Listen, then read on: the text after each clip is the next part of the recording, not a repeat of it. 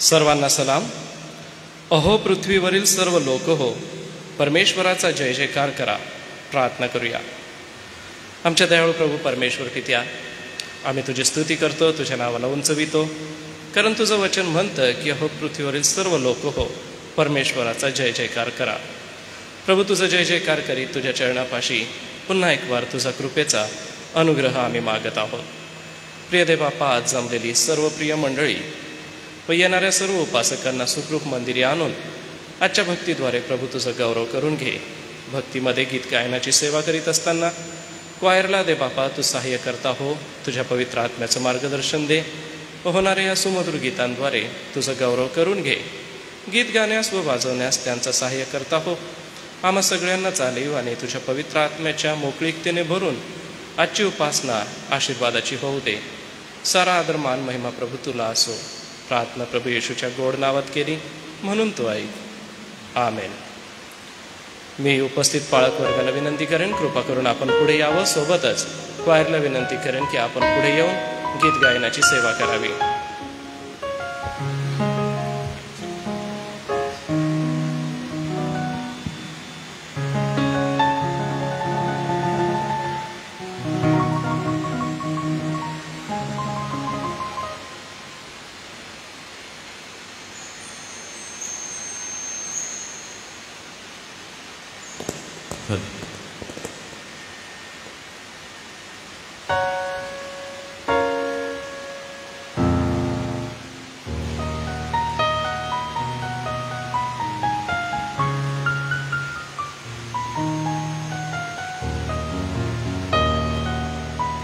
सर्वांना प्रभू येशूच्या नावात सलाम. आजच्या पवित्र वारी आपण सर्व आपल्या जिवंत देवबापाची स्तुती आराधना करूया. आणि आज आपण एकत्र जमलेलो असताना सर्व मिळून सुंदर गीतं काही गाणार आहोत. येशू मसीह तेरे जैसा है कोई नहीं, तेरे चरणों में झुके आसमां और महिमा गाए जमीन.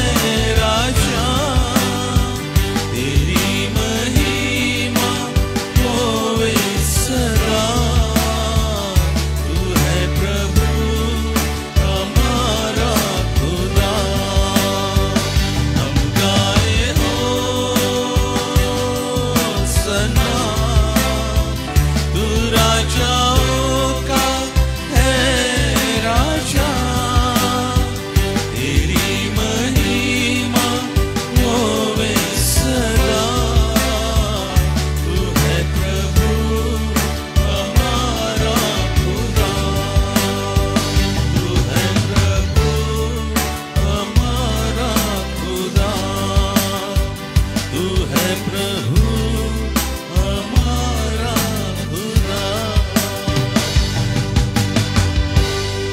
टाळ्यांचा गजर करीत आणखी एक सुंदर गीत गाऊया आपण। ए दुनिया के लोगों ऊंची आवाज करो, गाओ खुशी के गीत उसका गुणगान करो।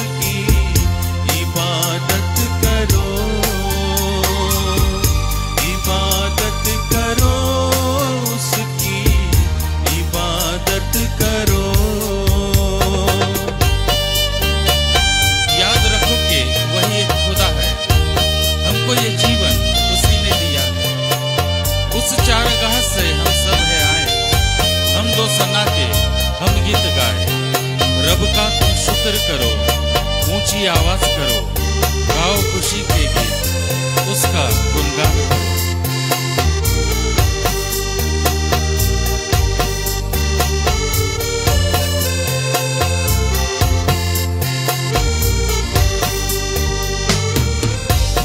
याद रखोगे वही एक खुदा है, हमको ये जीवन उसी ने दिया है।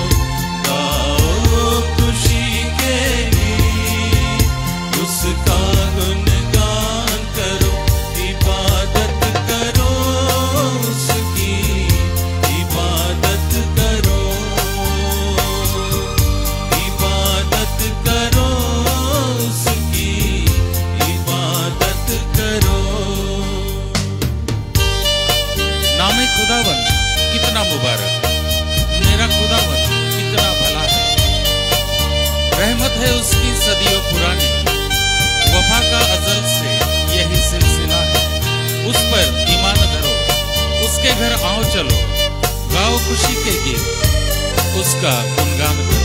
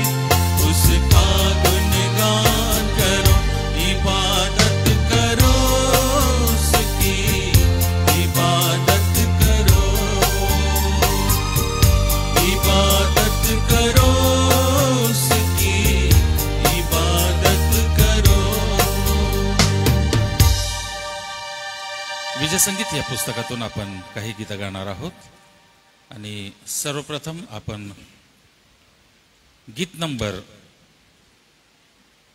14 यावेळेस गाणार आहोत। ईश्वराची दया किती थांगतीचा लागेना।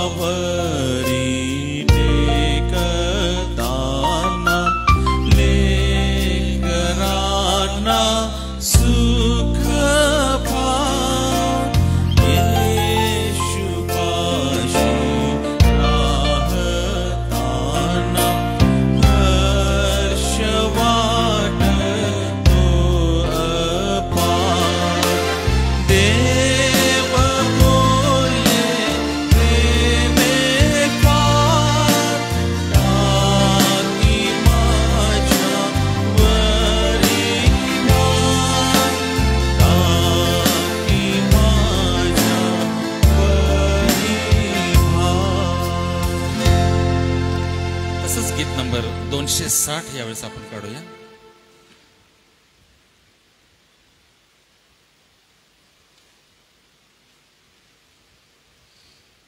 आवे प्रभु तेरा राज, सारे जगत में विराज. गीत नंबर 260.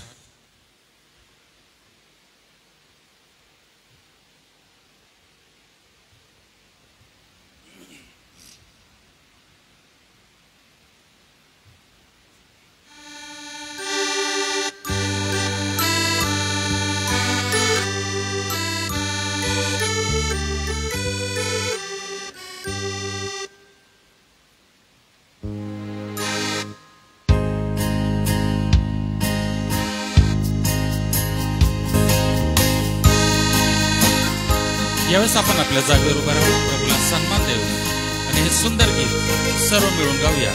आवे प्रभु तेरा राज, सारे जगत में विराज.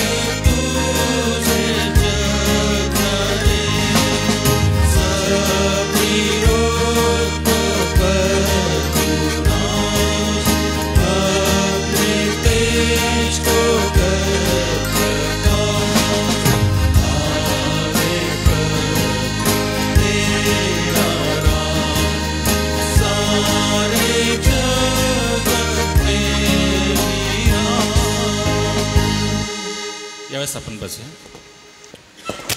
प्रार्थना करूया. आमच्या दयाळू देव बापा, आम्ही तुझी स्तुती करतो, कारण की प्रभू या भूतलावरती तुझं नाव स्तवनीय असं आहे आणि तुझ्या नावाने आम्हाला आशीर्वाद मिळतो व तुझ्या नावाने आम्हाला धीर मिळतो. प्रिय परमेश्वरा, आजच्या ह्या दिनासाठी आम्ही आभार मानतो. उपकार स्तुती करीत तुझ्या चरणापाशी येतो. जे प्रियजन येत आहेत त्यांना सुखरूप मंदिरी आण. अरे एकत्र सहभागितेद्वारे प्रभू तुझा गौरव होऊ दे. या गीत गायनाच्या सेवेद्वारे प्रभू आम्ही तुझ्या चरणी येऊन आमचं देवबाप्पा मन उल्हासित करतो, आनंदित करीत तुझ्या चरणी बसून प्रभू तुझी आराधना आम्ही करतो. तू आम्हाला सहाय्य कर. या सर्व गीतांसाठी प्रभू तुला धन्यवाद असो. प्रार्थना प्रभू येशूच्या नावाने मागतो म्हणून तो ऐक. आमेन. आज सकाळी ज्या स्तोत्रसंहितेचं आपण वाचन करणार आहोत ते आहे स्तोत्रसंहिता 42, साम नंबर 42. 42वे स्तोत्र कृपा करून आपण आपल्या पवित्र शास्त्रामध्ये काढूया. जर मिळालं असेल तर आपण आपल्या जागेवर उभं राहू. परमेश्वर पित्याला धन्यवाद देऊ, त्याचा सन्मान करू आणि त्याच्या गौरवासाठी या स्तोत्रसंहितेचं आळीपाळीने आपण वाचन करणार आहोत. देवाच्या प्राप्तीचा ध्यास मुख्य गवयासाठी कोरहाच्या मुलांचे मस्किल म्हणजेच बोधपर स्तोत्र. परमेश्वराच्या गौरवासाठी मी पहिलं वचन वाचेन आणि मंडळी दुसऱ्या वचनापासून आपण वाचावं. हरणी जशी पाण्याच्या प्रवाहासाठी लुलपते तसा हे देवा माझा जीव तुझ्यासाठी लुलपत आहे.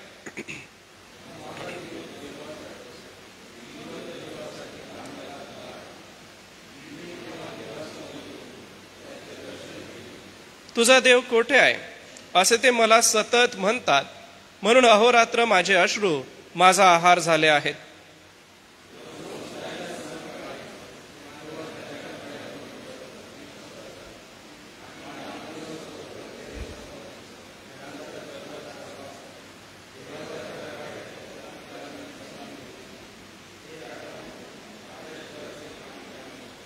हे माझ्या जीवा, तू का खिन्न झालास? तू आतल्या आत का तळमळत आहेस? देवाची आशा धर. तोच मला दर्शन देऊन माझा उद्धार करीतो, म्हणून मी त्याचे पुनरुपी गुणगान गाईन.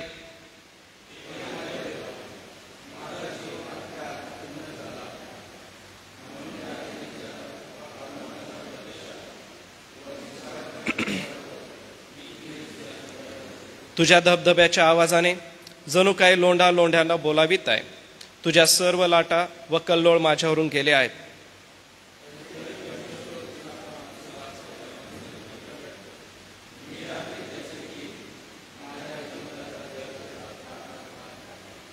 देव जो माझा खडक, त्याला मी म्हणेल तू मला का विसरलास?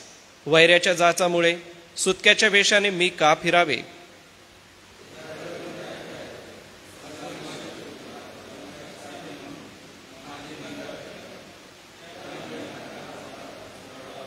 अकरावं वचन एकत्र वाचू. हे माझ्या जीवा, तू का खिन्न झालास? तू आतल्या आत का तळमळत आहेस? देवाची आशा धर. तो माझा देव मला दर्शन देऊन माझा उद्धार करीतो, म्हणून मी त्याचे पुनरुपी गुणगान गाईन. उभे असतानाच आपण आपला विश्वास जाहीर करूया आणि प्रेषितांचा मतांगीकार एका सुरात आपण म्हणू. सर्व समर्थ देव जो पिता, आकाश व पृथ्वी यांचा उत्पन्न करता, त्याचवर मी विश्वास ठेवितो आणि त्याचा एकुलता एक पुत्र येशू ख्रिस्त आमचा प्रभू, जो पवित्र आत्म्याच्या रोगाने गर्भरूप झाला, कुमारी मरियेच्या उदरी जन्मास आला, पंतई पिलाताच्या वेळेस ज्याने दुःख भोगिले, ज्याला वधस्तंभावर खिळले, जो मरण पावला व ज्याला पुरले, जो मृतलोकात उतरला व तिसऱ्या दिवशी मेलेल्यामधून पुन्हा उठला, स्वर्गात चढला आणि सर्व समर्थ देव जो पिता याच्या उजवीकडे बसला आहे. तेथून जिवंतांचा व मेलेल्यांचा न्याय करावयास जो येणार आहे, त्याचवर मी विश्वास ठेवितो. पवित्र आत्मा, पवित्र सार्वत्रिक मंडळी, पवित्र जनांचा सहभागीपणा, पापांची क्षमा, देहाचे पुनरुत्थान आणि सार्वकालिक जीवन, याविषयी मी विश्वास धरितो. आमेन. धन्यवाद. बसूया आपण. प्रियजन हो, मागील सप्ताहामध्ये प्रभूने आम्हा सगळ्यांना आपली कृपा, आपला अनुग्रह दिला व त्याच्या कृपेने, त्याच्या अनुग्रहाने आम्हाला त्याने चालवलं. मागील सप्ताहामध्ये दुःखद घटना सुद्धा घडल्या. त्या सर्व परिवारांना प्रभुदेव बाप सांत्वन देव, त्याची शांती प्रत्येकाच्या अंतःकरणात देऊन सार्वकालिक जीवनाची जी आशा आहे ती प्रत्येकाच्या अंतःकरणात असो. सोबतच आपल्या शाळेच्या गौरवी सेवा कार्यासाठी परमेश्वराला धन्यवाद देऊया. ज्या विद्यार्थ्यांनी यश मिळवलेलं आहे आणि काही कॉम्पिटिशनसाठी आपले लेकरं जात आहेत त्यांच्यासाठी देखील आपण प्रार्थना करूया. SAMसाठी, SAMच्या सेवा कार्यासाठी परमेश्वराकडे आपण सहाय्य मागूया. संस्थेच्या सर्व पदाधिकाऱ्यांसाठी आपण प्रभूची कृपा मागूया. प्रियांनो, मागच्या सप्ताहामध्ये जी दुःखद घटना घडली ममताबाई डलगे यांच्या जाण्याने, त्यासाठी आपण सर्व मंडळी उपस्थित झालात, सांत्वन आपण दिलं, त्यासाठी आभाराचं पत्र आहे. माननीय अध्यक्ष, पंचमंडळ तसेच सर्व पाळक व सुवार्थिक वर्ग व सर्व मंडळी ख्रिस्तात सर्वांना शैलेश डलगे यांचा सलाम. आमच्या आईच्या अंत्यविधीत उपस्थित राहून आम्हाला दिलेल्या सहकार्याबद्दल व सांत्वनाबद्दल मनपूर्वक आभार. तुमच्या उपस्थितीने आम्हाला आधार आणि दिलासा मिळाला. आईच्या अंतिम निरोपाच्या क्षणी तुम्ही दिलेला आधार शब्दांपलीकडचा होता. तुमच्या उपस्थितीने दुःख हलके झाले. सर्वांचे मनपूर्वक आभार. ख्रिस्तात आपला बंधू शैलेश शशिकांत डलगे. आपण या प्रिय परिवाराची आठवण करूया. सोबतच मागील सप्ताहामध्ये सरोजनी वाघमारे यांना प्रभू आज्ञा झाली. संपूर्ण वाघमारे कुटुंबियांना प्रभुदेव बाप सांत्वन आणि समाधान देव. सोबतच मागील सप्ताहामध्ये शीला गावित म्हणजेच मार्था अक्का सुतार यांची बहीण जे बोरपाडा या ठिकाणी राहतात यांना देखील प्रभू आज्ञा झाली. तर शीला अक्का गावित यांच्या परिवारासाठी प्रार्थना करूया. सोबतच रुही माने म्हणजेच कन्हैया व डॉली यांची कन्या, द्वितीय कन्या रुही, हिला प्रभू आज्ञा झाली. तर त्याच्यासाठी देखील आपण संपूर्ण माने कुटुंबियांसाठी आज सकाळी प्रार्थनेत आठवण करूया. उपकार स्तुतीचे विषय आहे, त्यामध्ये सियोन मांडे हे इंजिनियर झाले, त्याबद्दल त्यांचं मंडळीच्या वतीने हार्दिक अभिनंदन. त्यांची प्रार्थनेत आठवण करूया. सोबतच धनुर्विद्या म्हणजे जे धनुर्विद्या जो खेळ आहे त्याच्यामध्ये जे खेळत आहेत ते विद्यार्थी सुहानी डोंगरे व तनिष्का पेंढारकर यांची राज्यस्तरावर निवड झालेली आहे. तर आपल्या मंडळीतल्या या प्रिय लेकरासाठी आपण प्रार्थना करूया. SA मिशन इंग्लिश मीडियम हायस्कूलमधील धनुर्विद्या खेळत सुहानी स्वप्नील डोंगरे व तनिष्का नागसेन पेंढारकर यांची राज्यस्तरीय म्हणजे महाराष्ट्र शासन क्रीडा व युवक सेवा संचालन महाराष्ट्र राज्य पुणे अंतर्गत जिल्हा क्रीडा अधिकारी नाशिक यांच्या मार्फत आयोजित नाशिक विभागीय स्तरावर शालेय धनुर्विद्या म्हणजेच आर्चरी स्पर्धेमध्ये SM इंग्लिश मीडियम स्कूल हायस्कूलच्या विद्यार्थ्यांची म्हणजे सुहानी स्वप्नील डोंगरे व तनिष्का नागसेन पेंढारकर यांची निवड झालेली आहे. तर प्रभू त्यांना आपली कृपापूर्व त्यांना मार्गदर्शक म्हणून ज्येष्ठ क्रीडा शिक्षक सेबॅस्टिन जयकर, आशिष वळवी व प्रशिक्षक राजेश्वर चौधरी यांनी मार्गदर्शन केले. त्यांच्या या यशाबद्दल SA मिशन इंग्लिश मीडियम हायस्कूलचे प्राचार्य पराग पोळ, पर्यवेक्षक सेबॅस्टिन जयकर तसेच सर्व क्रीडा शिक्षक शिक्षिका, शालेतर कर्मचारी व विद्यार्थी यांनी भरभरून कौतुक केलेलं आहे. आजच्या सकाळी आपण त्यांची आठवण करूया. सोबतच मागील सप्ताहामध्ये माझ्या सासूबाई म्हणजेच शालिनी वसावे यांना मायनर स्ट्रोक आला आणि त्यांना दवाखान्यात उपचार घ्यावा लागला. परंतु आज उपकार स्तुतीची प्रार्थना करूया. त्या घरी आलेल्या आहेत. परमेश्वर कृपेने चांगलं आरोग्य आहे. तर आपण शालिनी वसावे यांना मिळालेल्या आरोग्यासाठी आभाराची प्रार्थना करूया. यासोबतच मराठी माध्यमाचे आमचे काही जे विद्यार्थी आहेत ते देखील विविध याच्यासाठी पुढे गेलेले आहेत खेळामध्ये. तर त्यांच्यासाठी आपण प्रार्थना करूया. त्यामध्ये मराठी माध्यमामधून जे विद्यार्थी शालेय स्तरामध्ये म्हणजेच आर्चरीसाठीच जे गेलेले आहेत तर वेदांत करिया, संदेश पावरा, श्रावणी आहिरे, प्रणय गावित, सौरभ राजपूत, मलखांबसाठी यांची निवड झालेली आहे. चेतन पाडवी, अरुण वळवी, प्रमोद तडवी तसेच राकेश पावरा आणि चेतन डोमखळे या प्रिय लेकरांसाठी आपण आभार मानूया. सोबतच अनुष्का संतोष वळवी BSc नर्सिंग 3ऱ्या वर्षामध्ये ती पास झालेली आहे. त्यासाठी त्यांनी आभाराचं विनंती केलेली आहे. आपण आभाराची प्रार्थना करूया. सोबतच अभिषेक व्यास यांच्यासाठी प्रार्थना करूया. त्यांचा जो कोर्स आहे master in international business and engineering, the masters included both industrial आणि management and technical engineering skill internship त्यांची आहे. Also work as a junior scientist for masters thesis final project आहे. त्यासाठी त्यांची प्रार्थना विनंती आहे. या सर्व विनंत्या घेत मी प्रार्थना करतो. आपण आपलं लक्ष प्रभूकडे लावू. आमच्या दयाळू देव बापा, आजच्या सकाळी पुन्हा एक वार तू आम्हाला दिलेल्या अनंत आशीर्वादाबद्दल आम्ही आभार मानतो, तुझी आम्ही स्तुती करतो, कारण परमेश्वरा तू आमचा सहाय्यकर्ता आणि मार्गदर्शक आहे. मागील सप्ताह जरी फार व्यस्ततेचा असला, अनेक कुटुंबामध्ये ज्या दुःखद घटना घडल्या प्रभू, त्या सर्व प्रसंगामध्ये तू आम्हा सगळ्यांना धीर दिलास, संपूर्ण मंडळीला तू आपली कृपा पुरवलीस. त्यासाठी देवबापा आम्ही पुन्हा एक वार तुला धन्यवाद देत प्रार्थना करतो, कारण की प्रभू तू दुःखितांचे अश्रू पुसणारा आमचा परमेश्वर आहे. एवढंच नव्हे तर देवबापा तू सहाय्य करणारा, आपला कृपेचा अनुग्रह देणारा असा आमचा दयाळू देवबापा आहे.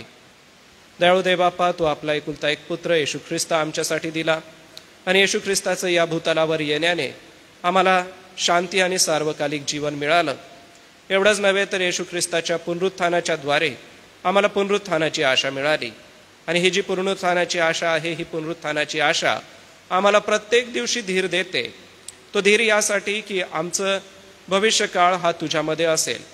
आणि म्हणूनच देवबापा प्रभूमध्ये गेल्या सप्ताहात जे झोपी गेलेले प्रियजन आहे त्यांच्या कुटुंबियांसाठी मोठ्या विश्वासाने आज जमलेली सर्व मंडळी प्रार्थना करीत आहे.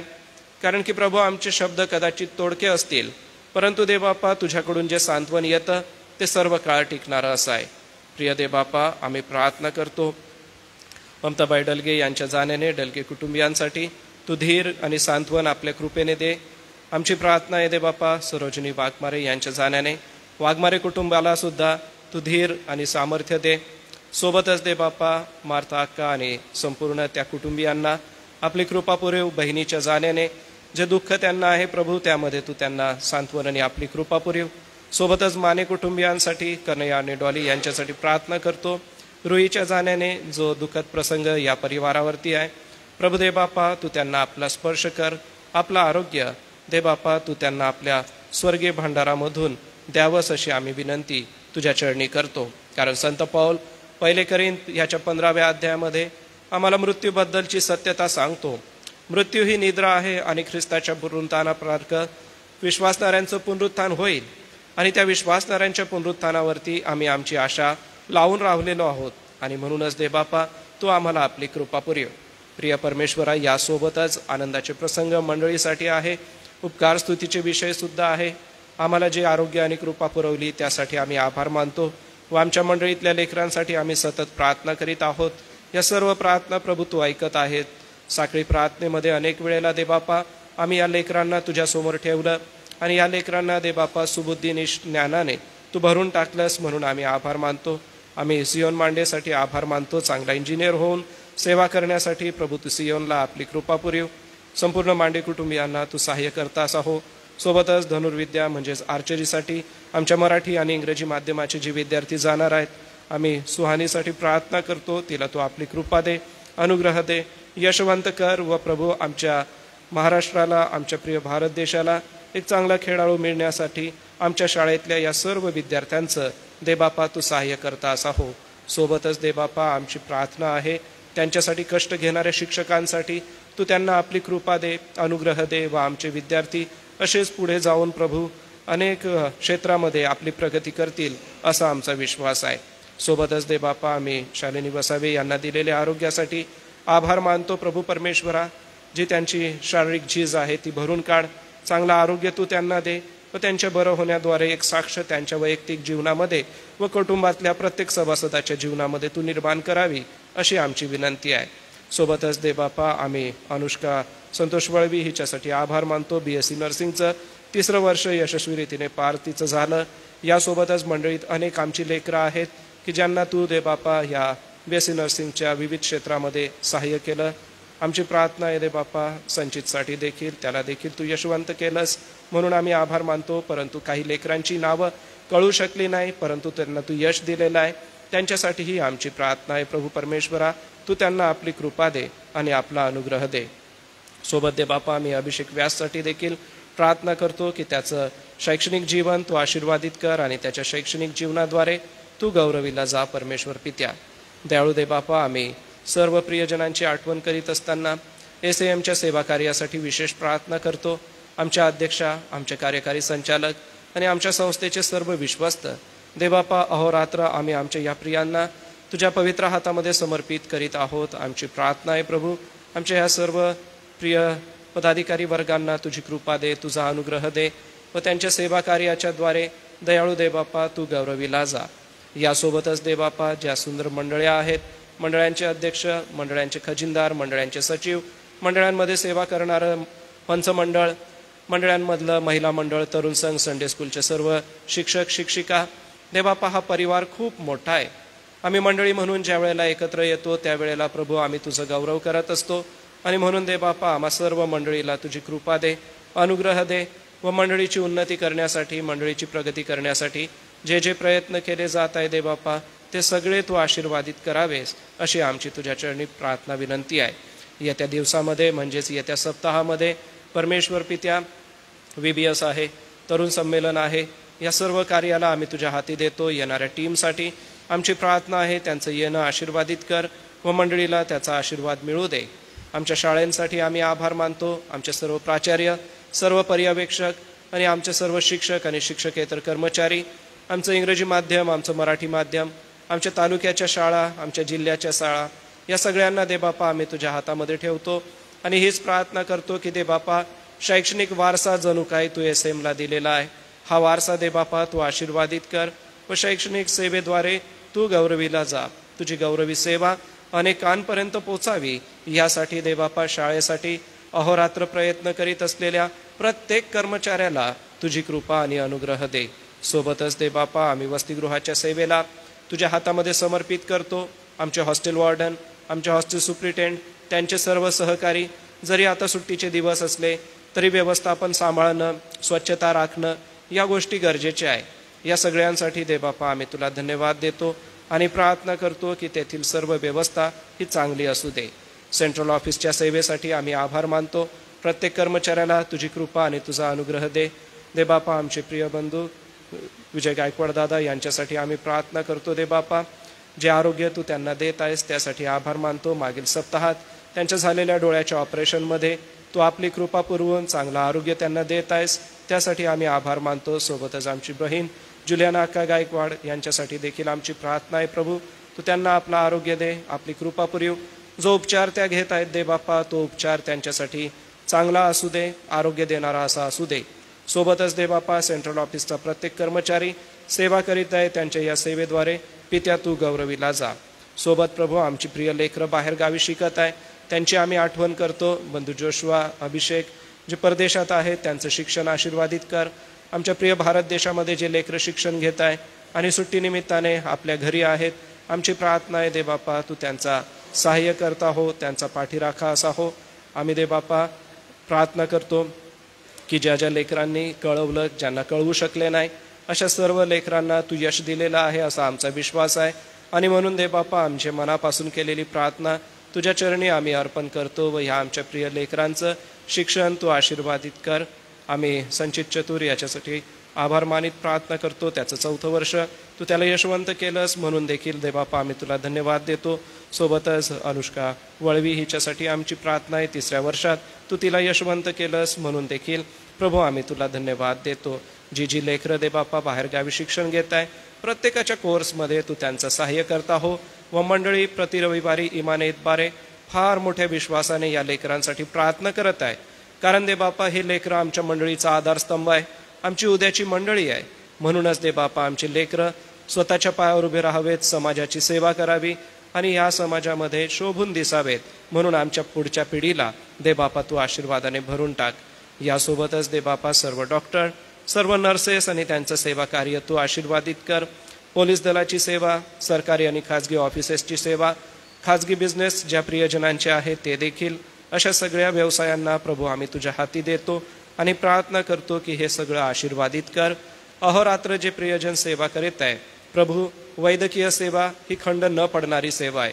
पोलीस दलाची सेवा ही 24 तास अहोरात्र करण्याची आहे. म्हणून दे बापा या प्रियांसाठी सतत आम्ही प्रार्थनेत मागत आहोत, त्यांना तुझी कृपा दे. सोबत ज्या प्रिय देशात आम्ही आहोत, आमच्या देशाचा आम्हाला अभिमान आहे दे बापा.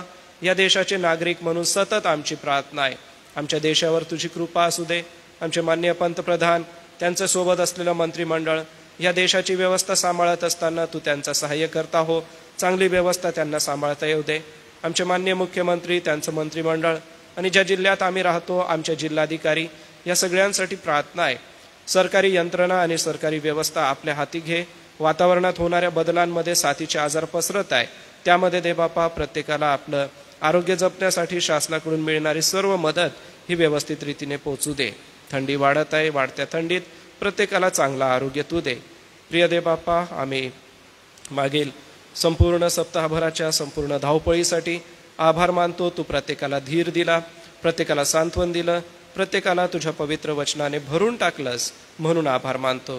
प्रिय प्रभू, आमचे जे आजारी प्रियजन आहे त्यांची आठवण आम्ही करतो. आम्ही मालतीबाई वळवींसाठी प्रार्थना करतो. तू त्यांना आपलं आरोग्य दे. सोबतच ज्योतिताई नाईक आहेत, जुलियाना अक्का गायकवाड, रयता अक्का आहेत, सुरेश ठाकूर आहेत, आनंदीबाई जयकर आहेत, सापाबाई शिंदे, राजेंद्र बोरा, अरुणा सुतारे आहेत, कांता सिस्टर यांच्यासाठी देवबापा आमची प्रार्थना आहे.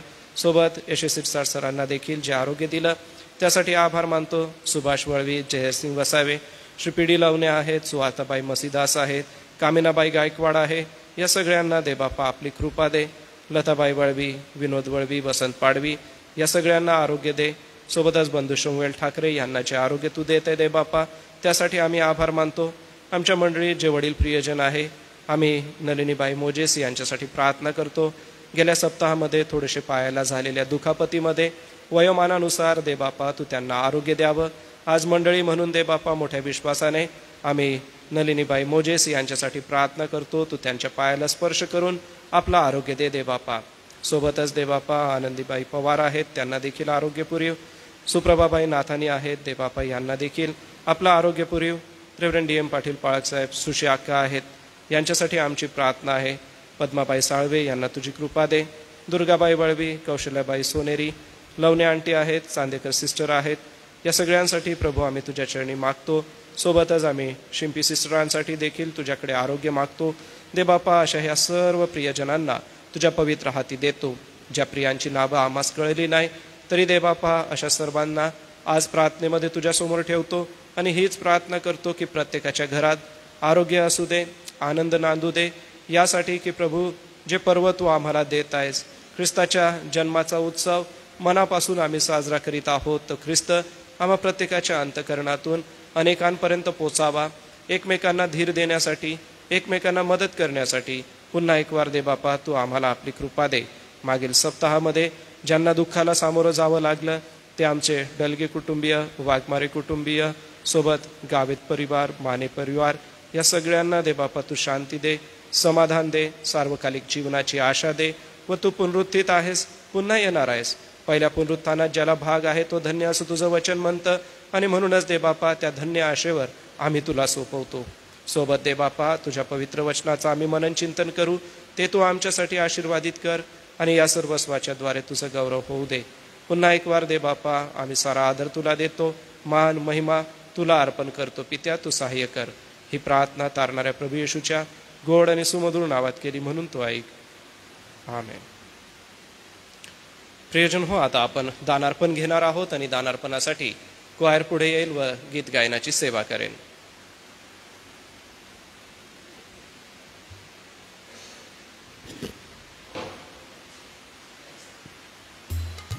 गीत नंबर 222.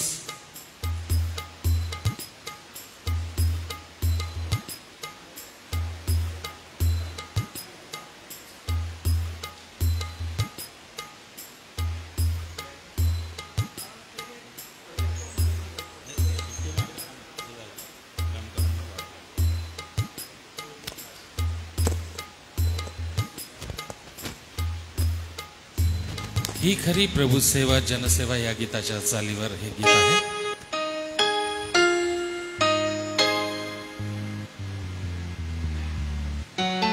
गीत नंबर 222.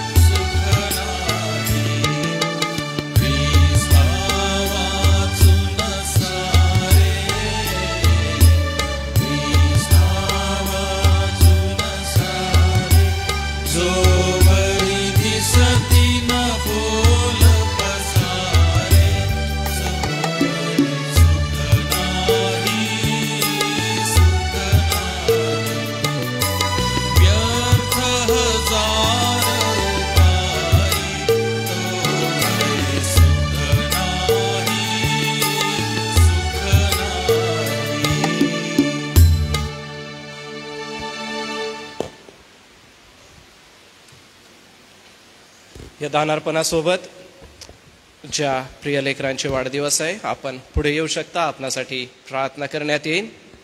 माझ्याकडे यादी आहे, त्याच्यानुसार मी त्याचं वाचन करतो. आज रविवार स्तुती परमार ख्रिश्चन, सोबतच रोहन मनोज वळवी, सौ मिल्का मानवटकर नागपूर म्हणजेच जयकर सरांची बहीण. सोमवारी दिनेश विलास वळवी, सौ जयमाला निलेश मार्गे, सौ अलमिना Kanhaiya Mane, Pratik Milind Soneri, Anush Atmaram Valvi, Mahima Suresh Valvi, Samanta Pramod Pathare, pastor Prabhakar Valvi, pastor Sushant Damre, Bipin Galra, Jonathan Abhijit Lokhande. मंगळवारी सुनीता अनिल करमरकर, आकाश सुनील शेंबळे, किरण राजेश वळवी. बुधवारी अनुष्का संतोष वळवी, गुरुवारी विलास चोपडे धुळे आणि शुक्रवारी सौ ज्योतिताई दिलीप नाईक, पियुष संजय पंडित व शनिवारी श्रीमती मीनाक्षी श्रील सहाने, संदेश अविनाश धालटे, स्मित सॅमसन जयकर आणि अभिजित रमेश लोखंडे या सर्वांना मंडळीच्या वतीने मी हार्दिक शुभेच्छा देतो. सोबतच MBBSचं प्रथम वर्ष पास झाल्याबद्दल दिया बोरा हिने उपकार स्तुतीचं दान दिलेलं आहे, ते मी प्रभूच्या भांडारात अर्पण करतो. आकाश सतीश ठाकूर यांच्याकडून दशमांश आहे. रोहन मनोज वळवी याचं वाढदिवसानिमित्ताने उपकार स्तुतीचं दान आहे.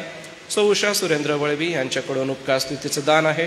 डॉक्टर मोहन पवार यांच्याकडून जे दान आहे ते प्रभूच्या भांडारात अर्पण करतो.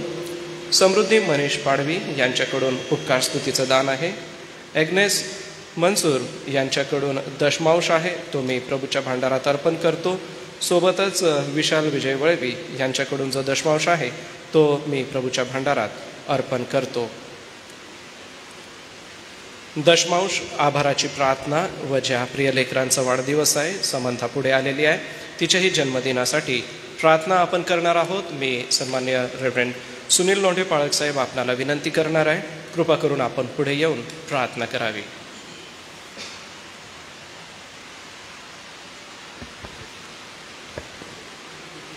प्रार्थना करू. आमच्या गौरवशाली देव बापा, मनापासून आज तुला आम्ही धन्यवाद देतो, तुझी स्तुती करतो, कारण की पुन्हा एकदा देव बापा आज या सकाळच्या वेळेस प्रभू तुझं मनन करण्यासाठी आणि जे काय प्रभू तू आम्हाला आशीर्वाद दिले त्याचं पुन्हा एकदा स्मरण करण्यासाठी प्रभू तू आम्हाला संधी दिलेली आहे, त्याबद्दल तुझे आभार मानतो, तुझी स्तुती करतो. देव बापा, आम्ही तुझे आभार मानतो, कारण की प्रभू आम्ही काय नसताना तू आमच्यावरती विपुलाशी करुणा केलेली आहे आणि येतपर्यंत आम्हाला सर्वांना चालवलंस, आणलंस प्रभू, त्याबद्दल आम्ही तुझी स्तुती करतो, तुझे आभार मानतो. प्रभू देवबाबा, पुन्हा एकदा जे काय दान प्रभू तुझ्या पवित्र भांडारामध्ये तुझ्या प्रिय लेकरांनी दिलेलं आहे त्याच्यासाठी आम्ही विशेष प्रार्थना करतो. देवबापा, ज्या प्रियाने प्रभू आपलं परिश्रम केलं, आपलं काम, धंदा, व्यवसाय, नोकरी हे सर्व करत असताना तू त्यांना लागणारी कृपा आणि सहाय्य केलं, आशीर्वाद दिला, आरोग्य दिलं, त्याचं कृतज्ञ म्हणून प्रभू देव बापा जे काय दान त्यांनी दिलेलं आहे त्यावर तुझा आशीर्वाद दे. इतकंच नाही देव बापा, आम्ही पवित्र शास्त्रामध्ये वाचतो की हिजकिया राजाने जेव्हा आपल्या लोकांना प्रभू त्याने आव्हान केलं देण्यासाठी तुला, त्यावेळेस प्रभू देव बापा पुष्कळ लोकांनी प्रभू आपलं दान, आपलं जे काय मिळकत ते सर्व प्रभू तुझ्या चरणाजवळ ठेवले आणि याजकाने लेवी म्हटलं आहे की परमेश्वराने आमच्या लोकांना आशीर्वाद दिला आणि ह्या आशीर्वादाच्या राशी या ठिकाणी आहे. आम्ही खाऊन आणि सर्व समृद्ध होऊन आम्ही तृप्त झालो. देवबापा, अशाच प्रकार तू आशीर्वाद देणारा परमेश्वर आहे. ज्यावेळेस आम्ही तुला देतो त्यावेळेस तू आम्हाला समृद्ध करतोस, आशीर्वाद देतोस, त्याबद्दल आम्ही तुझे आभार मानतो, तुझी स्तुती कर. प्रभू, ज्या प्रियाने दिलेलं आहे प्रभू त्यांना आशीर्वाद दे, ज्यांना देता आलं नाही त्यांनासुद्धा देण्याची कृपा पुरी. प्रभू, इतकंच नाही दे बापा, विशेषतः ज्या प्रियजनाचा प्रभू आज वाढदिवस आहे त्यांच्यासाठी आम्ही विशेष प्रार्थना करतो. स्तुती परमार ख्रिश्चन आहेत प्रभू, त्यांच्यासाठी रोहन मनोज वळवी, सौ मिल्का मानवटकर नागपूर, जयकर सरांची बहीण आहेत त्यांच्यासाठी, तसंच दिनेश वळवी विलास आहेत प्रभू, सौ जयमाला निलेश मार्गे, सौ अलविना Kanhaiya Mane, Pratik Milind Soneri, Anush Atmaram Valvi, Mahima Suresh Valvi, Samanta Pramod Pathare, pastor Prabhakar Valvi, pastor Sushant Damre, Bipin Galra, Jonathan Abhijit Lokhande, Sunita Anil Karmarkar, Akash Sunil Shembale, Kiran Rajesh Valvi, तसंच अनुष्का संतोष वळवी, विलास चोपडे आहेत धुळ्याचे देवबापा, यांनासुद्धा आशीर्वाद दे.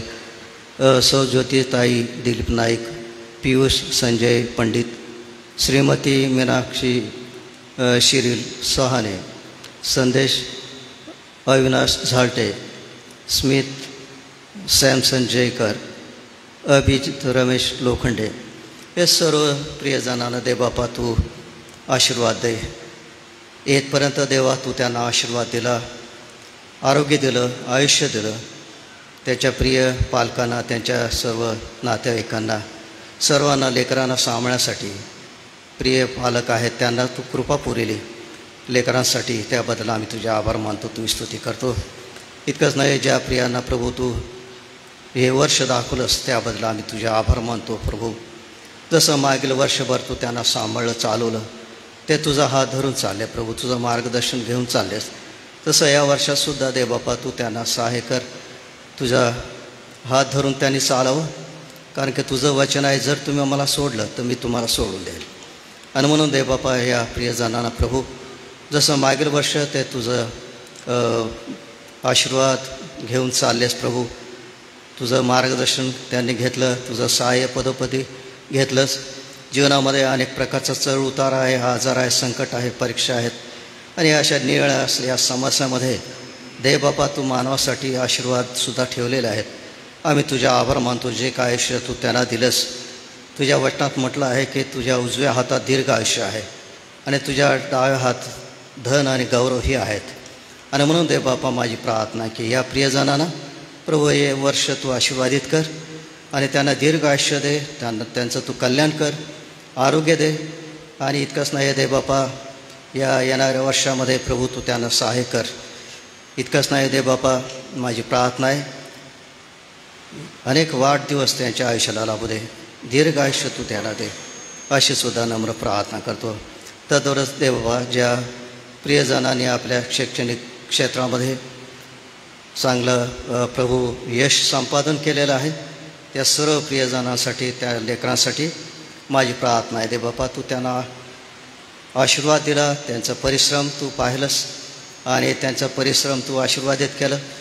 त्यांना प्रत्येकाला तू चांगलं यश दिलं त्यांच्या जीवनामध्ये.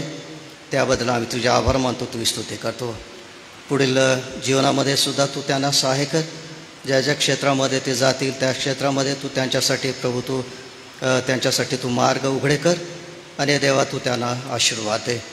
इतकंच नाही देवबापा, जे लेकरं शिक्षण घेत आहेत त्यांनासुद्धा या गोष्टीकडून प्रभू प्रेरणा मिळू दे. ज्याने यश मिळालं त्यांचं प्रेरणा घेऊन त्यांनीसुद्धा लेकरांनी पुढं जावं, त्यासाठी सुद्धा तू आशीर्वाद दे, त्यांना सहाय्य कर, मदत कर. जे प्रिय आईवडील त्यांचे प्रभू आपल्या लेकरांसाठी प्रार्थना करतात, त्यांची काळजी करतात, त्यांचं भान तू त्यांना असू दे. आणि म्हणून दे बापा, त्यांनीसुद्धा परिश्रम करावं, चांगलं पुढं उत्तीर्ण व्हावं, चांगल्या क्षेत्रामध्ये जावं. इतकंच नाही, त्यांच्या या सगळ्या त्यांच्या शिक्षणाकडून त्यांच्या चांगल्या क्षेत्रामध्ये ज्या ज्या क्षेत्रात जातील त्या क्षेत्रामध्ये त्यांची उन्नती होऊन आपल्या कुटुंबासाठी, आपल्या समाजासाठी, आमच्या राज्यासाठी आणि देशासाठी प्रभू एक चांगलं पात्र बनावं, असं तू दैनिकपणे हो दे प्रभू. इथपर्यंत आम्हा सर्वांना सहाय्य केलंस प्रभू, आशीर्वाद दिला. पुन्हा एकदा देवबापा या बालिकेला मी तुझ्या कृपेचे स्वाधीन करतो. देवबापा या बालिकेला तुझा आशीर्वाद दे आणि तिला प्रभू आरोग्य दे. आणि तिचं संगोपन करत असताना देवबापा तिच्या प्रिय आईवडिलांनासुद्धा तुझा आशीर्वाद दे, अशी नम्र प्रार्थना करतो प्रभू. पुन्हा देवबापा, विशेष आज जे वचन प्रभू तुझ्या दासाकरवी आज आमच्या प्रती येणार आहे, ते वचन देवबापा तू आमच्यासाठी आत्मा आणि जीवन होऊ दे. तुझ्या दासाला तुझ्या पवित्र वचनाचं पुरवठा कर, शब्दाचा पुरवठा कर, पवित्र आत्म्याचा स्पर्श त्यांच्या जिभेवठाला कर आणि त्यांच्याद्वारे देवबापा आजची भक्ती, आज त्यांच्याद्वारे जे काही संदेश आमच्या प्रती येईल तो आशीर्वादित कर, अशी प्रार्थना करतो प्रभू. आम्ही सर्व तुझ्या कृपेच्या स्वाधीन होतो. ही लहानशी प्रार्थना प्रभूशीच्या द्वारे करतो म्हणून तू ऐक. आमेन.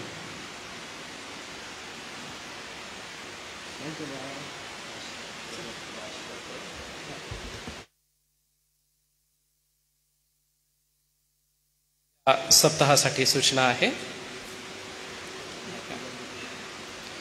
सोमवार ते शुक्रवार सकाळी 10 ते 10:30 या वेळामध्ये सकाळचं मनन चिंतन असेल. जरी आपण दीपावळीची सुट्टीत आहोत तरी देखील सकाळचं मनन हे होणार आहे 10 ते 10:30 या वेळामध्ये. बुधवारी सायंकाळी 4 वाजता महिला मंडळाची सभा चर्चमध्ये घेण्यात येईल. शनिवारी सायंकाळी 6 वाजता तरुण संघ चर्चमध्ये घेण्यात येईल.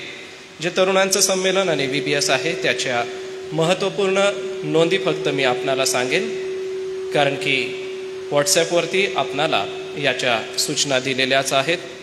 तर आपलं जे युवक संमेलन आहे त्याचं जे ब्रीद वाक्य आहे ते माझ्या मुला माझ्या वचनाकडे लक्ष लाव, माझ्या सांगण्याकडे कान दे. नीतिसूत्रेचा 4था अध्याय आणि 20वे वचन. 28 ऑक्टोबर ते 30 ऑक्टोबर दरम्यान 2.5 दिवसीय तरुणांचे संमेलन म्हणजेच कार्यशाळा असणार आहे. आणि यामध्ये बायबल क्विज असेल. बायबल क्विजमध्ये नीतिसूत्रे अध्याय 5, 30 व 31 वगळून उत्पत्ती 37 ते 50 योसेफाचं जीवनचरित्र यावर एका वाक्यातील प्रश्न, गाळलेल्या जागा भरा, जोड्या लावा इत्यादी प्रकारचे प्रश्न विचारले जातील. तर बायबल क्विज करिता प्रत्येक मंडळीकडून एक संघ अपेक्षित आहे. सोबतच VBSचं जे पत्रक आहे त्यामध्ये याच तारखेला म्हणजे 28, 29 आणि 30 या दिवसांमध्ये VBSचं जे वक्ते आहेत ते आपल्याकडे येतील. वक्ते म्हणजेच आपले शिक्षक लोक असतील आणि त्यांचं SM बॉईज कॅम्पस या ठिकाणी आपण VBS घेणार आहोत. माझ्या मुला माझ्या वचनाकडे लक्ष लाव, माझ्या सांगण्याकडे कान दे हे आपलं ब्रीद वाक्य आहे. तर सकाळी 28 तारखेला आगमन आणि न्याहारी व नोंदणी असेल 9 वाजता. आणि दुसऱ्या दिवशी देखील न्याहारी आणि स्तुतिगीते 9 ते 10 या वेळात होतील. 10 वाजेपासून पहिले सत्र, मग चहा, दुसरे सत्र, गीत गायन, तिसरे सत्र, समूहगीत स्पर्धा पहिल्या दिवशी होईल. आणि नंतर दुसऱ्या दिवशी सत्र आणि ॲक्टिव्हिटीज आणि खेळ वगैरे असतील. तिसऱ्या दिवशी म्हणजे 30 तारखेला दुपारचे भोजन आणि समाप्ती असेल. तरुणांसाठी युथ विद्या मिशन ही टीम लोणावळा पुणे या ठिकाणून आमच्याकडे येणार आहे. 28 तारखेला सकाळी 9 ते 9:30 आगमन, नोंदणी आणि न्याहारी असेल. चालक रेव्हरंड अनुप पळवी, श्री सत्यजित नाईक व सेबॅस्टियन जयकर हे असतील. दुसऱ्या दिवशी सुवार्तिक रविकांत गावित, सत्यजित नाईक सर व सेबॅस्टियन जयकर सर असतील. तिसऱ्या दिवशी सुवार्तिक David Moses, Shri Satyajit Naik sir व श्री सेबॅस्टियन जयकर सर हे चालक पण करतील. दुसऱ्या दिवशी देखील युथ विद्या मिशनकडून स्तुती आराधना होईल. आणि मग पहिलं सत्र, दुसरं सत्र, भोजन, समूहगीत गायन स्पर्धा. दुसऱ्या दिवशी देखील भोजन म्हणजे बायबल ॲक्टिव्हिटीज वगैरे होईल. तिसऱ्या दिवशी भोजनानंतर समाप्ती केली जाईल. याबद्दलच्या ज्या सर्व महत्त्वपूर्ण गोष्टी आहेत त्या आपल्याला व्हॉट्सॲपवर दिलेल्या आहेत. कृपा करून आपण त्या वाचाव्या. सोबतच विवाहाचं एक घोषणा आहे. मान्य अध्यक्ष महोदय, पाळकसाहेब पंचमंडळ व सर्व सन्मान्य सभासदास प्रभू येशूच्या नावात सलाम. कळविण्यास आनंद वाटतो की माझी मुलगी चिसौका सलोमी विजय झालटे राहणार नंदुरबार हिचा विवाह चिरंजीव राकेश यशवंत भाई ख्रिस्ती राहणार बडोदा मेथडिस्ट चर्च याच्याशी दिनांक 27 ऑक्टोबर 2025 रोजी सायंकाळी ठीक 5 वाजता फ्रँकलिन मेमोरियल चर्च नंदुरबार या ठिकाणी करण्याचे योजिले आहे. तरी या विवाहास कोणाला काही आक्षेप असेल तर त्यांनी मंडळीच्या अध्यक्ष महोदयास किंवा मंडळीच्या पाळकास कळवावे. आपल्या प्रार्थनेत या विवाहाची आठवण ठेवावी.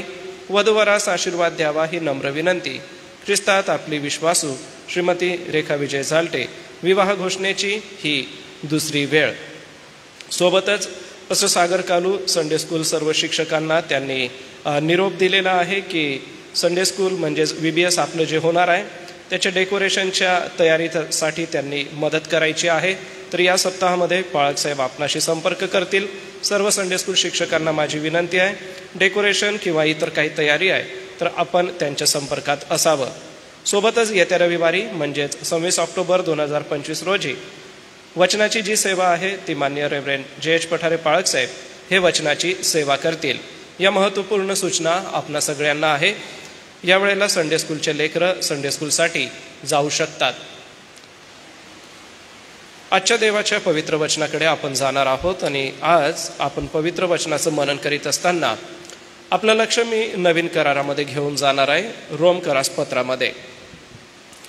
हे जे रोमकरास पत्र आहे त्यामधील काही महत्त्वाच्या गोष्टींकडे मी आपल्या सगळ्यांचं लक्ष घेऊ इच्छितो. यासाठी आपण रोमकरास पत्र पहिला अध्याय काढूया. या पहिल्या अध्यायाचं 1 ते 8 वचन मी वाचतो आणि विशेषतः 8व्या वचनामध्ये ब भागामध्ये जी गोष्ट सांगितली आहे त्याकडे आज आपण लक्ष लावून मनन करणार आहोत.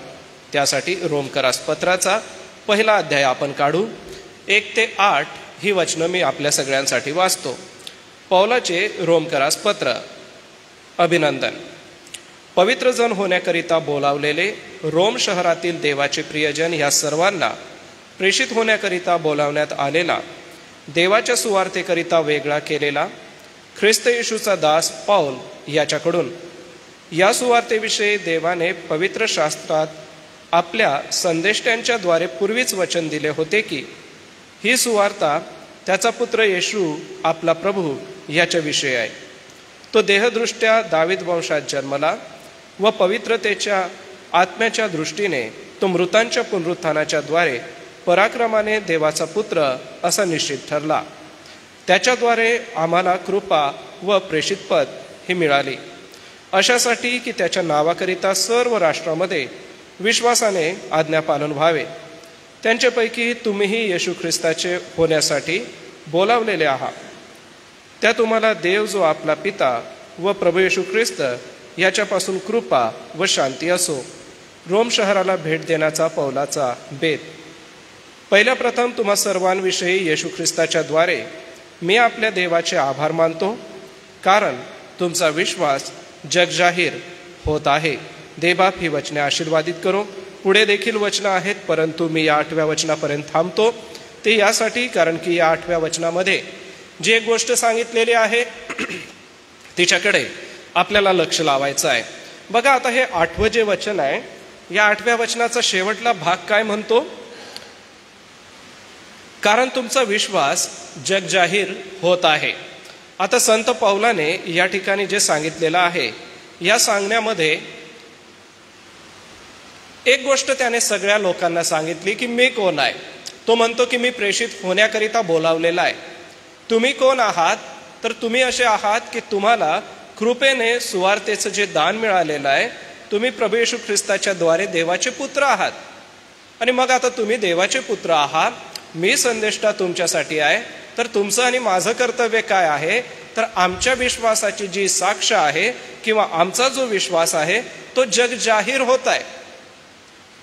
ही गोष्ट ज्या वेळेला रोमकरास पत्र आपण वाचतो त्यावेळेला आपल्या मनात आपण घ्यायला पाहिजे की त्या लोकांबद्दल पौलाकडे काय ओळख होती की या लोकांचा विश्वास जगजाहीर होत आहे. वास्तविक पाहता रोमची ही मंडळी ज्यामध्ये पौल गेलेला नाही आहे. पौलाने ह्या मंडळीमध्ये जाणं केलं नाही. तो इफिसमध्ये गेला, तो करिंथमध्ये गेला, 3 सुवार्थ प्रचार फेऱ्या त्याने केल्या. 4थ्या प्रचार फेरीमध्ये त्याला अटक करण्यात आली आणि रोमला पाठवण्यात आलं. रोम शहरामध्ये 2 वर्ष तो तुरुंगामध्ये राहिला, नजर कैदेमध्ये राहिला, कारण की त्याला भेटण्याची मुभा होती. परंतु या रोम शहराला किंवा या मंडळीला त्याने स्थापन केलं नव्हतं. या मंडळीला ज्या लोकांनी स्थापन केलं होतं त्या लोकांना तो पत्र पाठवत आहे. आणि फिबी नावाची एक बहीण होती जी करिंथमध्ये पौलाला भेटायला गेली होती. आणि ही जी फिबी होती ही बहीण हे पत्र घेऊन आली आणि तिने या मंडळीला पत्र दिलं. बरं, या मंडळीविषयी पौलाने ऐकलं, स्वतः तो तेथे नाही आहे.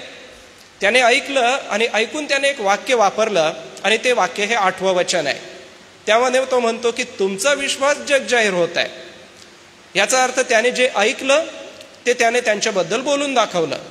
याचा अर्थ मंडळीचं इम्प्रेशन पौलावरती काय पडलं की त्यांचा विश्वास जगजाहीर होत आहे.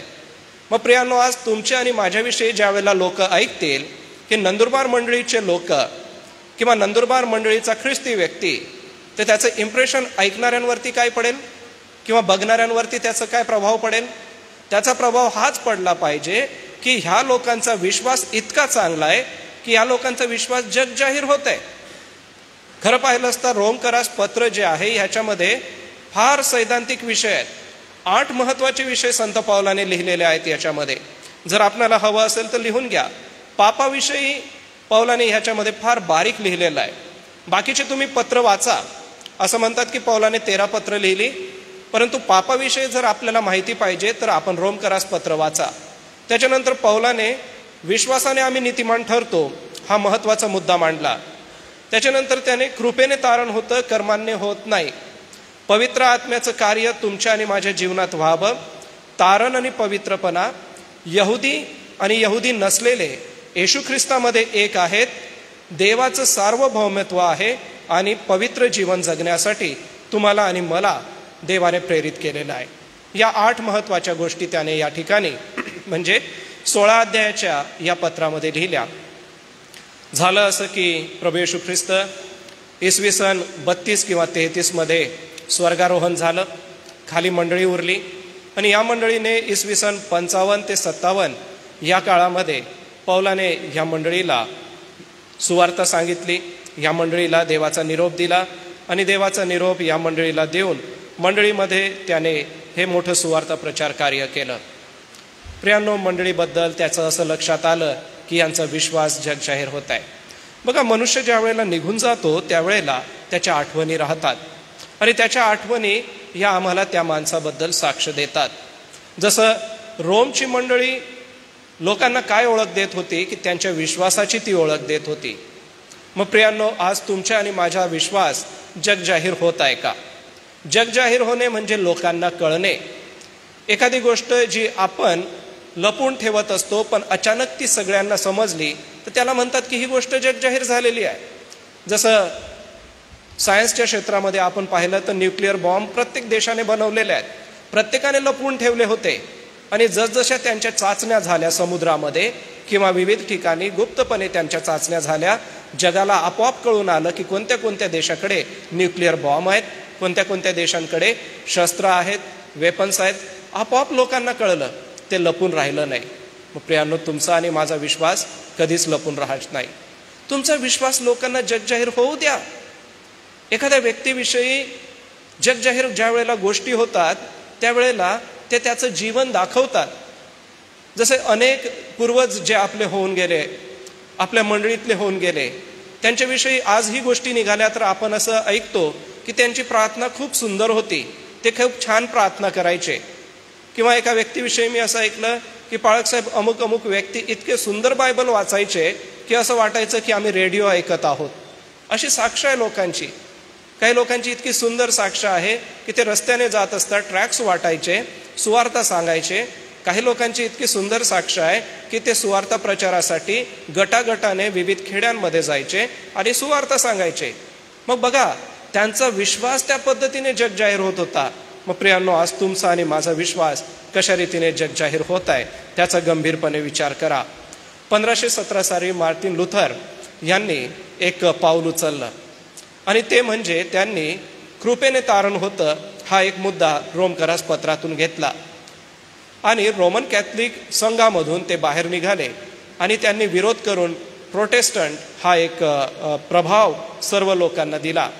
प्रोटेस्ट करून त्यातल्या गोष्टी काढून 95 महत्त्वाचे नियम त्यांनी मंदिराच्या दारावरती लिहिले, खिळा ठोकून त्या ठिकाणी लिहिले. उघडपणे त्यांनी सर्व धर्माधिकाऱ्यांना सांगितलं की आमचा जो विश्वास आहे तो कृपेवरती आहे. आज मार्टिन लुथर हे नाही आहेत, परंतु प्रोटेस्टंट ही चळवळ सुरू झाली. प्रोटेस्टंट चळवळीमुळे आज विविध जगामध्ये मंडळ्या तयार झाल्या. कोणी बॅप्टिस्ट तयार झालं, कोणी अँग्लिकन तयार झालं, कोणी रिफॉर्म तयार झालं, त्यापैकी कोणी अलायन्स तयार झालं, कोणी गटामध्ये आपली सेवा करायला लागलं, कोणी मेथॉडिस्ट म्हणून सेवा करायला लागलं, कोणी फ्री मेथॉडिस्ट म्हणून सेवा करायला लागलं. प्रियांनो, मार्टिन लुथरनी त्या गटातून बाहेर निघून आपला विश्वास जगजाहीर केला.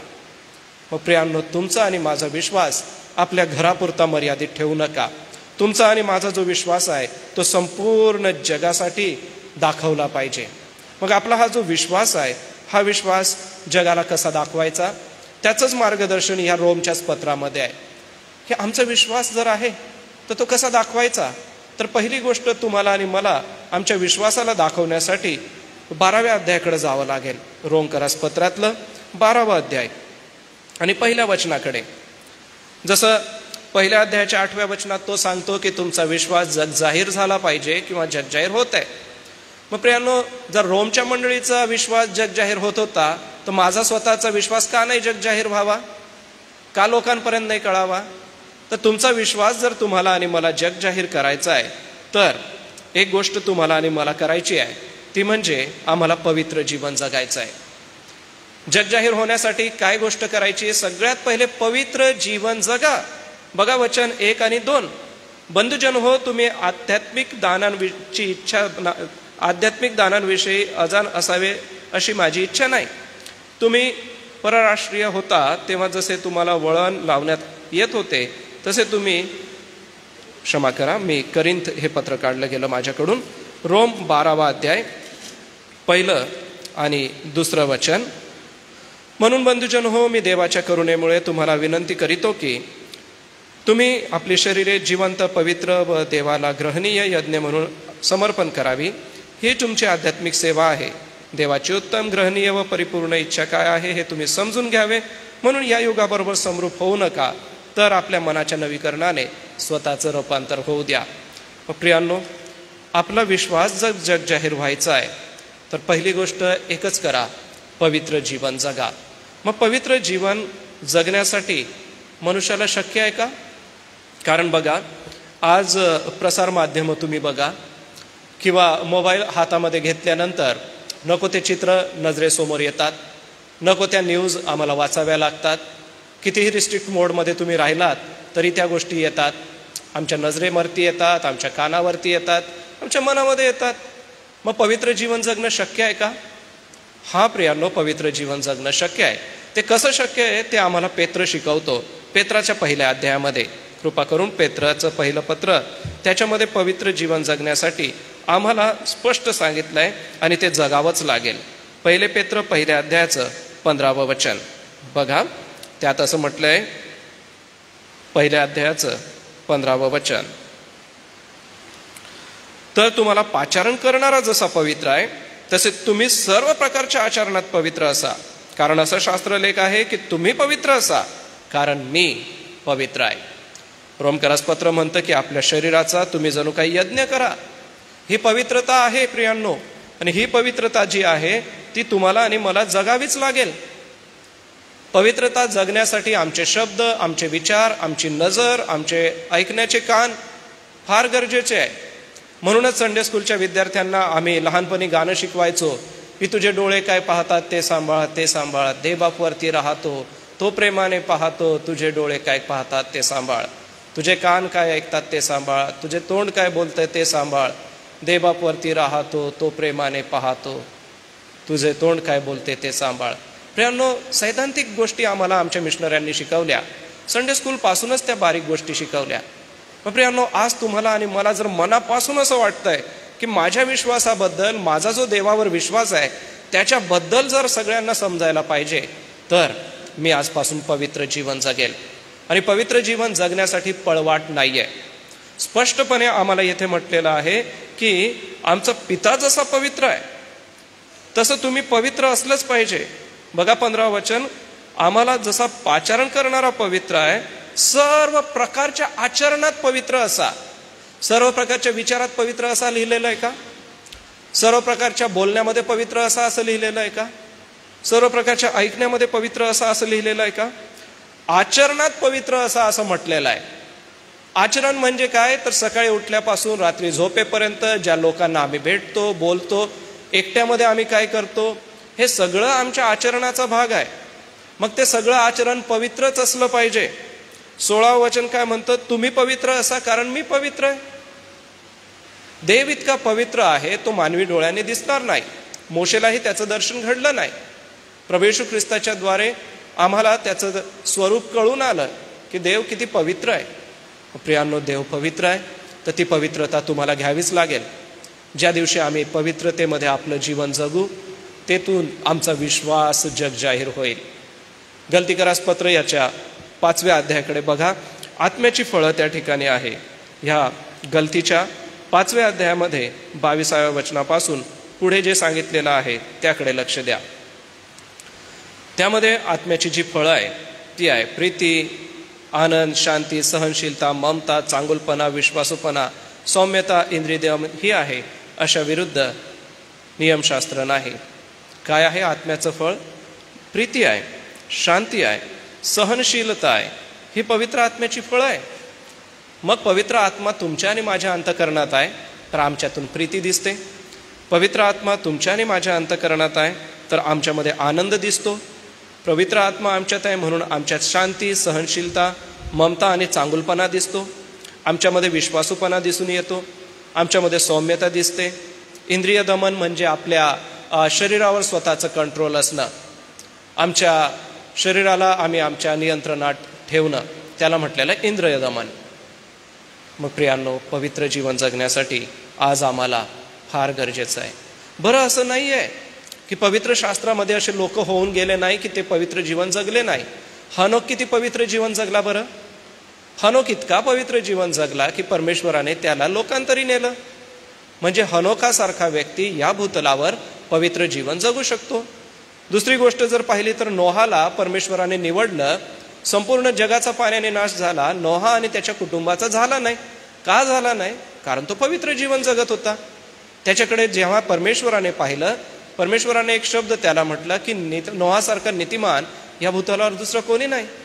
थोडंसं अजून पुढे गेलं तर अब्रामाला परमेश्वराने निवडलं आणि अब्रामाला संपूर्ण वचनदत्त देशा, पूर्ण पवित्र कराराच्या द्वारे देवाने वचनदत्त देश अब्रामाच्या संतानाला दिला.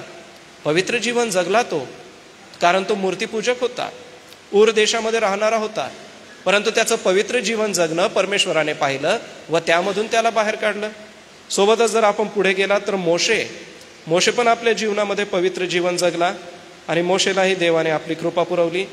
दानियेलाकडे बघून वाटतं का की दानियल पवित्र जीवन जगला असं?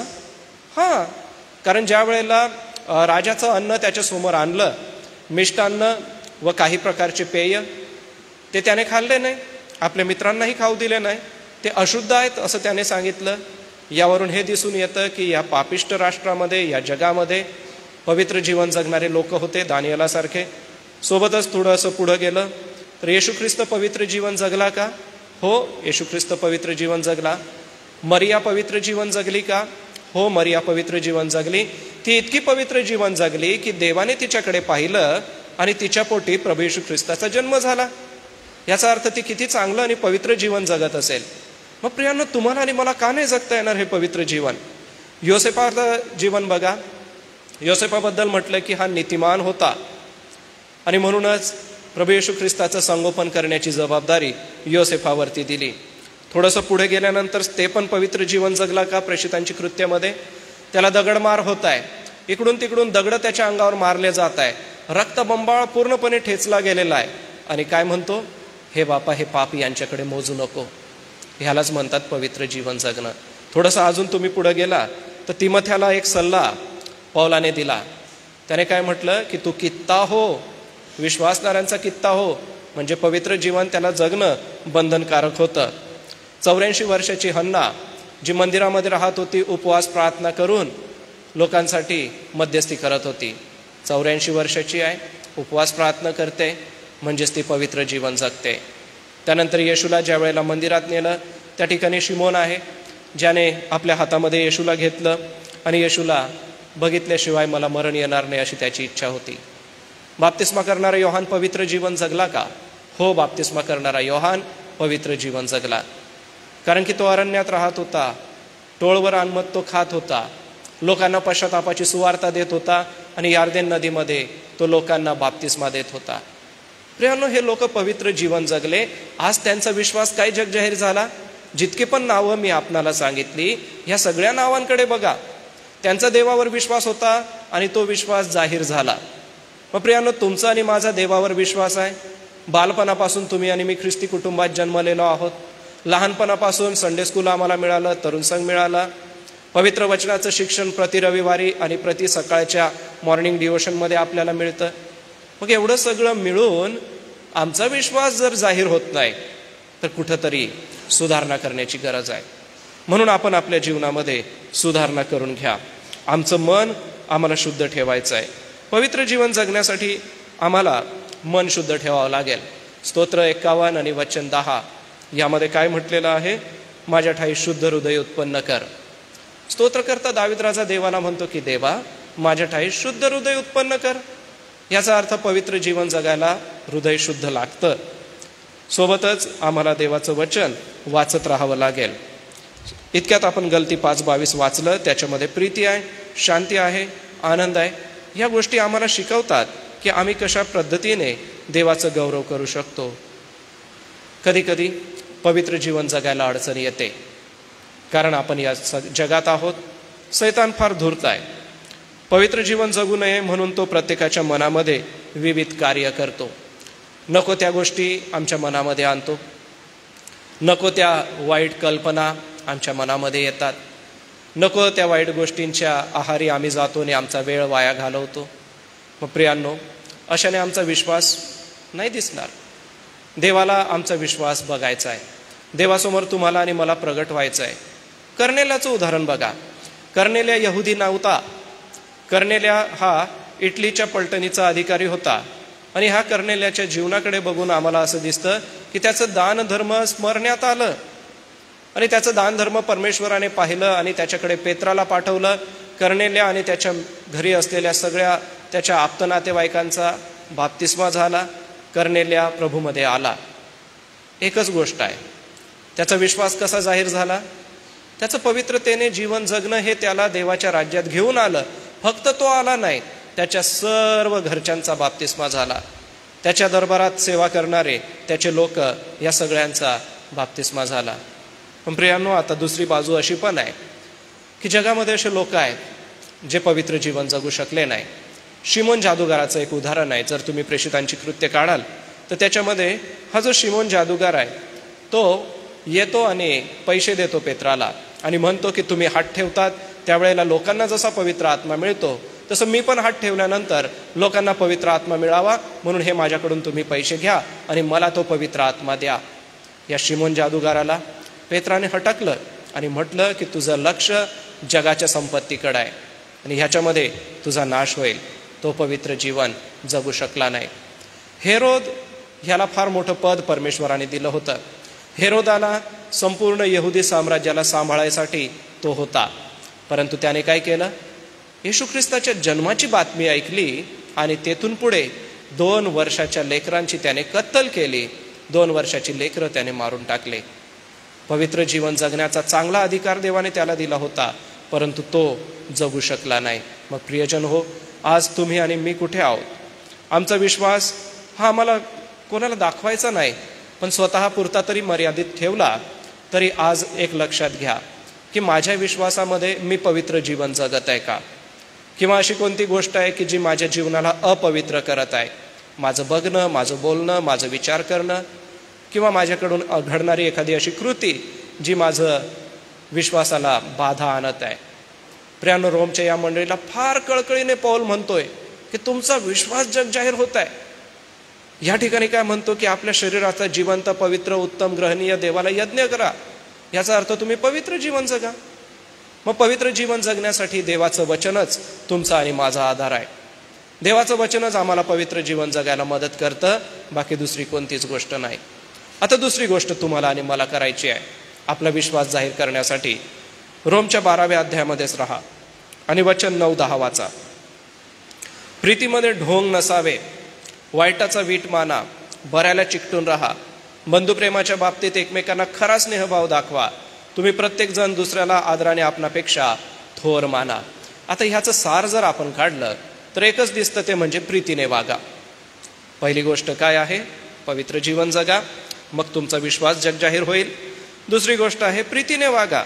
आता या प्रीतीने वागण्यासाठी या वचनात काय म्हटलेलं आहे? 9 आणि 10 वचनामध्ये वाईटाचा वीट माना, बऱ्याला चिकटून राहा, बंधू प्रेममध्ये खरा स्नेहभाव दाखवा, दुसऱ्यांना आदर करा आणि थोर माना. या गोष्टी घडतील आपल्याकडून, घडायला पाहिजे. का घडायला पाहिजे? कारण की आमचा विश्वास जग जाहीर होतोय आणि आमचा विश्वास जर जाहीर करायचा आहे पण माझ्या ठाई जर प्रीतीच नाही तर मला माझा देवाचा विश्वास कसा दाखवता येईल? मला तो दाखवला पाहिजे, तो मला प्रीती करून दाखवला पाहिजे. मग ही प्रीती मी कसं करणार? तर त्याचंही मार्गदर्शन 1 कोरिंथ याच्या 13व्या अध्यायात दिलेलं आहे की मी प्रीती कशी केली पाहिजे.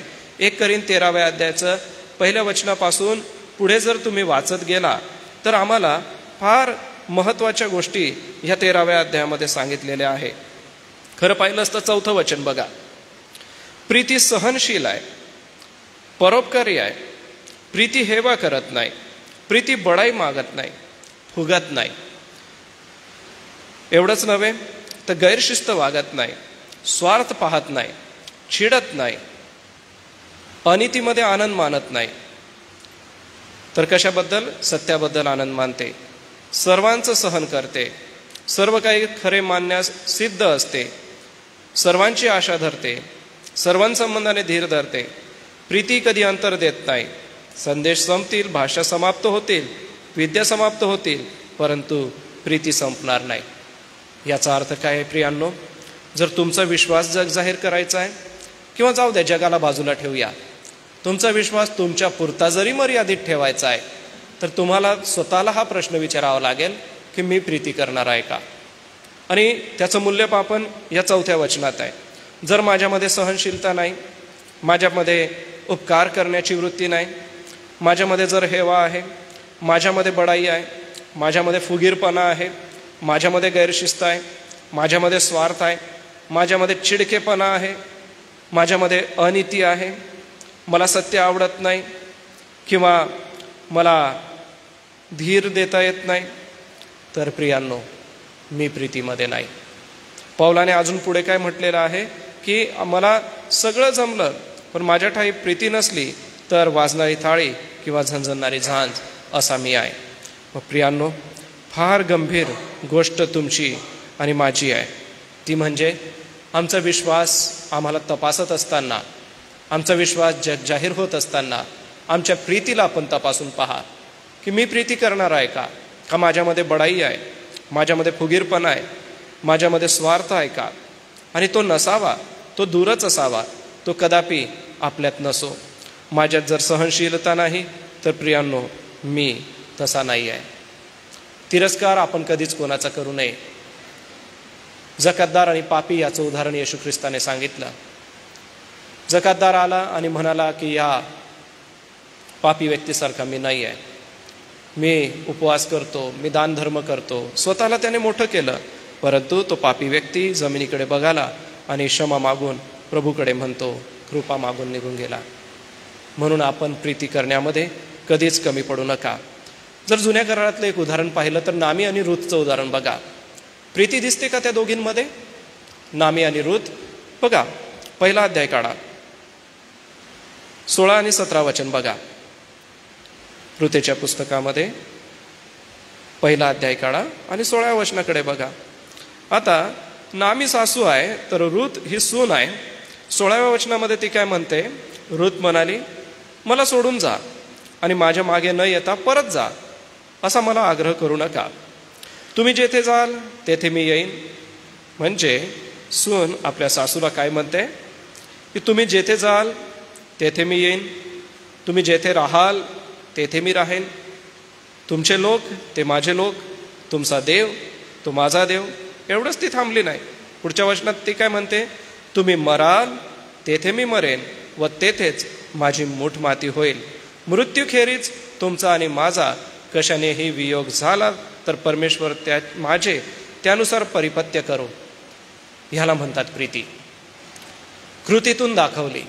आज तिचा विश्वास काय जाहीर झाला की ही इतकी चांगली सून होती की तिने आपल्या सासूच्या सर्व दुःखामध्ये तिला साथ दिली, सर्व दुःखामध्ये ती तिच्या बरोबर राहिली, तिला तिने बिलकुल सोडलं नाही, एकटं आणि एकाकी असं बिलकुल तिला वाटू दिलं नाही. तर यावरून आम्हाला दिसून येतं की प्रीती ही असलीच पाहिजे. ज्या वेळेला आपण प्रीती करतो त्यावेळेला आपला विश्वास जग जाहीर होत असतो. परंतु सैतान फार धूर्त आहे, आम्हाला प्रीती करू देत नाही. प्रीतीच्या विरुद्ध आहे द्वेष करणे, प्रीतीच्या विरुद्ध आहे चिडकेपणा निर्माण करणे. तो आमच्या मनात येतो आणि आमची प्रीती संपवून टाकतो. परिणाम काय होतो की तुमचा आणि माझा विश्वास जाहीरच होत नाही, तुमचा आणि माझा विश्वास दिसूनच येत नाही. का? कारण प्रीती नाही आहे. आणि प्रीती केली पाहिजे फार गंभीर आहे. जर आपण प्रीती केली नाही तर आम्हाला फार मोठ्या गोष्टींना सामोरं जावं लागेल. एक वचन तुमच्या सगळ्यांसाठी वाचतो, ते आहे 1 योहान याचा 3 अध्याय 14 आणि 15 वचन. आपण बंधुजनांवर प्रीती करतो यावरून आपल्याला कळून येते की आपण मरणातून निघून जीवनात आलो आहोत. जो प्रीती करत नाही तो मरणात राहतो. गंभीर गोष्ट आहे. जर प्रीती करत नाही तर तो मरणात राहतो. आणि जो कोणी आपल्या बंधूचा द्वेष करतो तो नरहिंसक आहे, म्हणजे एकमेकांची हिंसा करणार आहे. जर आपण प्रीती करत नाही आणि नरहिंसक आहे म्हणून सार्वकालिक जीवनात राहत नाही. याचा अर्थ जो प्रीती करत नाही त्याला सार्वकालिक जीवन मिळणार नाही, हे आम्हाला स्पष्टपणे या वचनातून दिसून येतं. मग प्रियांनो, आज गंभीर विचार करा की माझा विश्वास मला जाहीर करायचा आहे तर मला पवित्र जीवन जगावंच लागेल. माझा विश्वास मला जाहीर करायचा आहे तर मला प्रीती करावीच लागेल, त्याला पर्याय नाही. का करावी लागेल? कारण जर मी प्रीती केली नाही तर मी नरहिंसक आहे. जर मी प्रीती केली नाही तर मला सार्वकालिक जीवन नाही. दावीद आणि शाऊल यांचं उदाहरण लक्षात घ्या. शाऊल राजा, इस्रायलाचा पहिला राजा, त्याला एकाच गोष्टीचं वाईट वाटलं की ज्या वेळेला दाविदाने गल्ल्याथाला मारलं त्यावेळेला लोकांनी जय जयकार केला आणि जे गीत गाणाऱ्या महिला होत्या त्या गीत गाणाऱ्या महिलांनी असं म्हटलं की दाविदाने लाखो वधिले, शाऊलाने हजारो वधिले. तो म्हणतो की दाविदाला लाखांचा सन्मान आणि मला हजाराचा सन्मान. हा राग त्याच्या मनात आला. 2 वेळा त्याने दाविदाचा पाठलाग केला, परंतु दाविदाने त्याला सोडून दिलं. त्याच्या वस्त्राचा काठ कापून घेतला, त्याचा पाण्याचा जग आपल्याजवळ ठेवून घेतला. त्याला मारायची शक्ती होती, पण तो म्हणतो की मी देवाच्या अभिषिक्तावर हात टाकणार नाही. पुढे त्याने ज्या वेळेला तो सारंगी वाजवत होता त्यावेळेला भाला फेकून मारला दाविदाला. दावीद त्यामध्ये वाचला. होती का प्रीती शाऊलाच्या जीवनात? नाही प्रियांनो, त्याच्या जीवनातून ती प्रीती निघून गेली. प्रियजन हो, त्याचा विश्वास जाहीर झाला का? नाही झाला. याच्या उलट प्रभू येशू ख्रिस्ताचा विश्वास जाहीर झाला. उधळ्या पुत्राचं उदाहरण बघा. आपला भाऊ घरी आलेला आहे. त्याने जरी संपत्ती उधळली असली, जगामध्ये तो जरी वाईट वागला असला, तरी आता तो देवाच्या कृपेने घरी आलेला आहे. आणि मोठा भाऊ काय म्हणतो की तुम्ही मला तर 1 करडू सुद्धा दिला नाही, तुम्ही मला माझ्या मित्रांसोबत कसल्याही प्रकारचा आनंद करू दिला नाही, आणि ह्याने तुमची संपत्ती उधळून लावली, त्याला तुम्ही घरात घेताय. असं त्यांचं बोलणं झालं. प्रीती दिसते का आम्हाला उधळ्या पुत्राच्या मोठ्या भावामध्ये? नाही दिसून येत.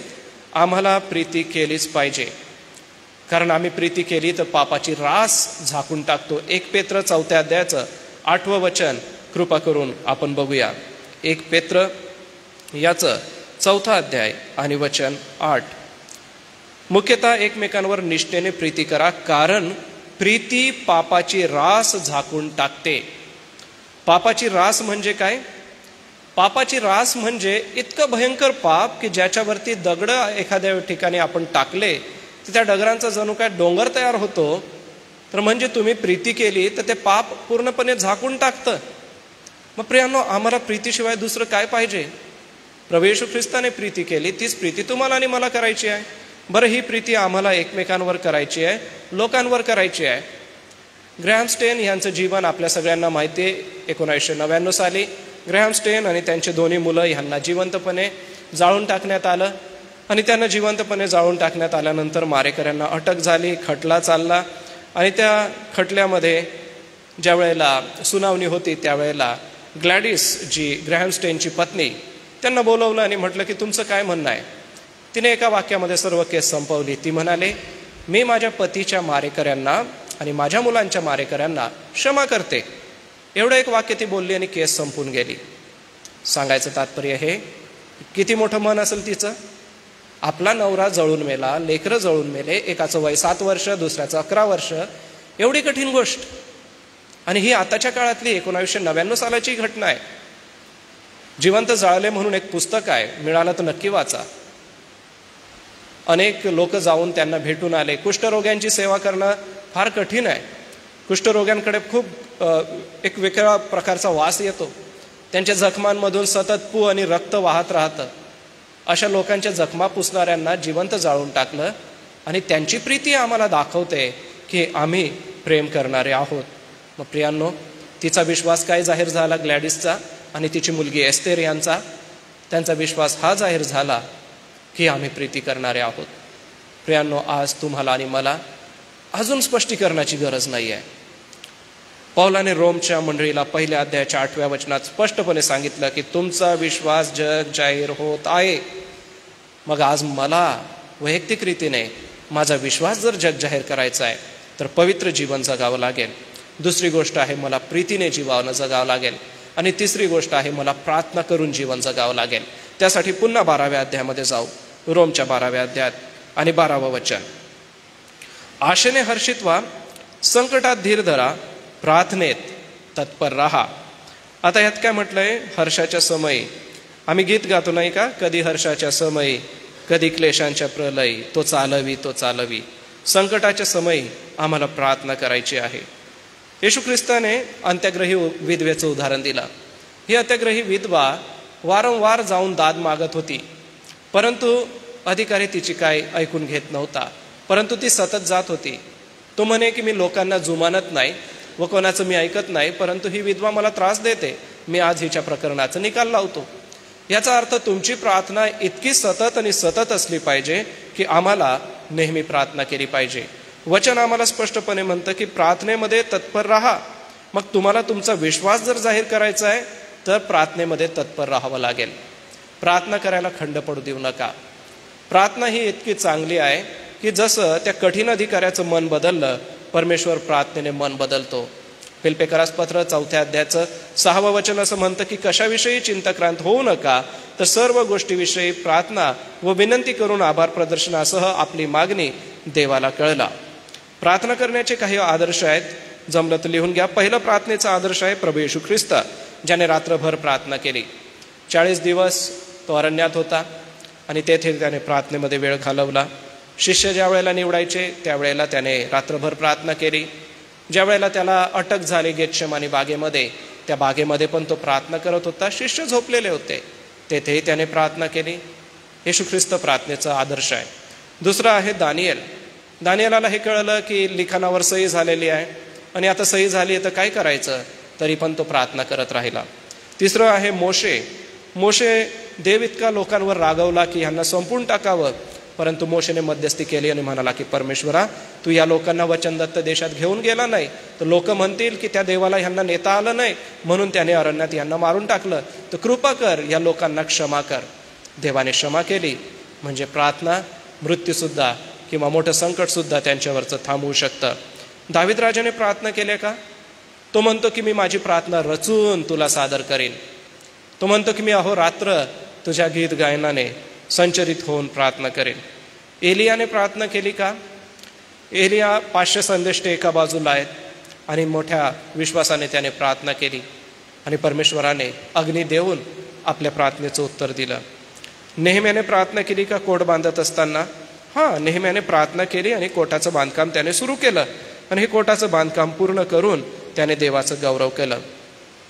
पेत्राने प्रार्थना केली, त्यावेळेला त्याचे साखळदंड तुटले, तुरुंगाचे दरवाजे उघडले गेले आणि पेत्र पायी पायी चालत बाहेर शिष्यांकडे आला. याचा अर्थ काय? की प्रार्थना साखळदंड तोडून टाकते. पाऊल आणि सिला तुरुंगामध्ये आहेत, जेलमध्ये आहे, प्रार्थना करत होते, गीत गायन करत होते. भूमिकंप झाला आणि सर्व दरवाजे उघडले गेले. याचा अर्थ काय? प्रार्थना कार्य करण्यात प्रबळ आहे. एस्तेर राणीने प्रार्थना केली. तिने म्हटलं की माझ्यासाठी उपवास आणि प्रार्थना करा, मी राजासमोर जाईन. कारण की राजासमोर न विचारता जाणं म्हणजे मरणदंड होता. ती गेली, तिने प्रार्थना करायला लावली लोकांना. याचा अर्थ काय? की तिचा विश्वास काय जाहीर झाला? प्रार्थना करणारी म्हणून जाहीर झाला. दानिएलाचा विश्वास काय जाहीर होतोय? प्रार्थना करणारा म्हणून जाहीर होतोय. एलियाचा विश्वास काय जाहीर होतोय? प्रार्थना करणारा म्हणून जाहीर होतोय. मग प्रियांनो, तुमचं आणि माझं जर नाव घेऊन विचार केला तर आमचा विश्वास प्रार्थनेने जाहीर होतोय का? आमच्या विश्वासामधून ती प्रार्थना दिसून येते का? बरं, प्रार्थना जी आहे ती आमची परिस्थिती बदलून टाकते. प्रार्थना जी आहे ती आम्हाला पापांची क्षमा मिळवून देते.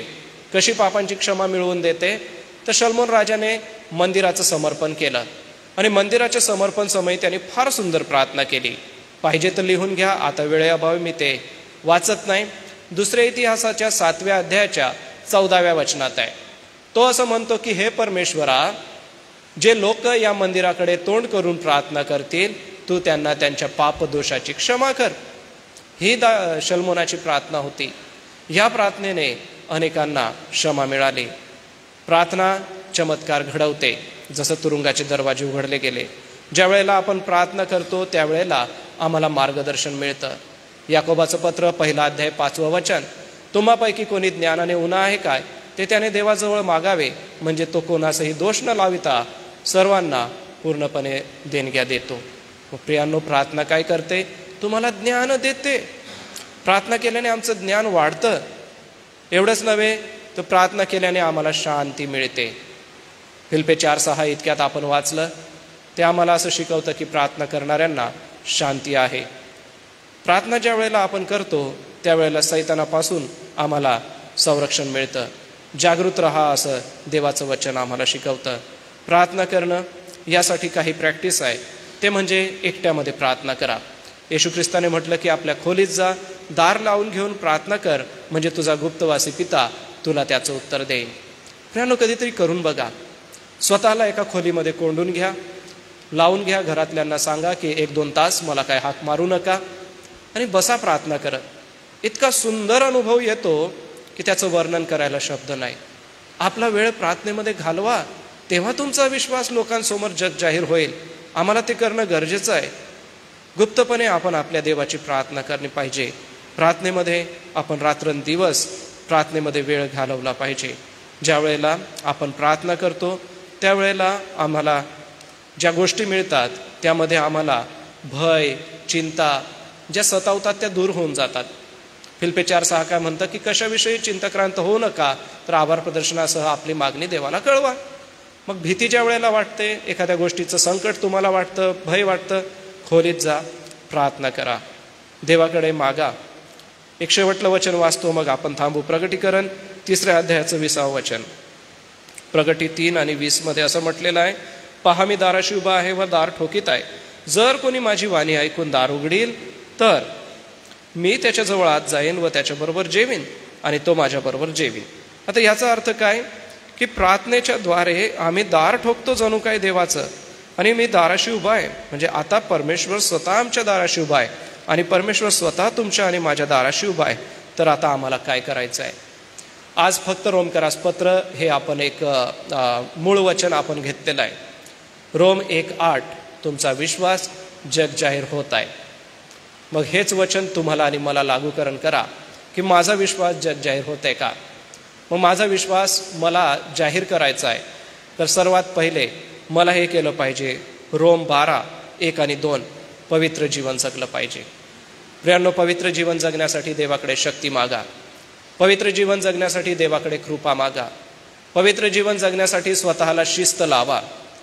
पवित्र जीवन जगण्यासाठी आपण काय पाहतो, काय वाचतो, कुठे जातो, काय करतो याकडे बारकाईने लक्ष द्या. पवित्र जीवन जगणं सोपं आहे. का सोपं आहे? कारण की आम्ही प्रभूमध्ये आहोत. दानियल जगू शकला. आपल्या मित्रांनाही दानियलाने सांगितलं की तुम्ही हे अन्न खाऊ नका. इतरांपेक्षा त्यांची मुख सुंदर दिसून आली, सुरूप दिसून आली. का? कारण ते पवित्र जीवन जगणारे होते. तुमचं आणि माझं जीवन पवित्र जीवन जगणारं असावं. दुसरी गोष्ट, तुमचा आणि माझा विश्वास जर जग जाहीर होत आहे तर प्रीतीने वागा. तुमच्या आणि माझ्या जीवनात प्रीती दिसलीच पाहिजे. त्याला पर्याय नाही. जर मी प्रीती करत नाही तर मी नरहिंसक आहे. जर मी प्रीती करत नाही तर सार्वकालिक जीवनाचा वाटा मला नाही. 1 करीन 13वा अध्याय कृपा करून घरी गेल्यावर वाचा. आणि ज्याच्यामध्ये म्हटलंय की प्रीती हेवा करत नाही, प्रीती गर्व करत नाही, प्रीती फुगत नाही, अपकार स्मरत नाही, प्रीती चिडत नाही.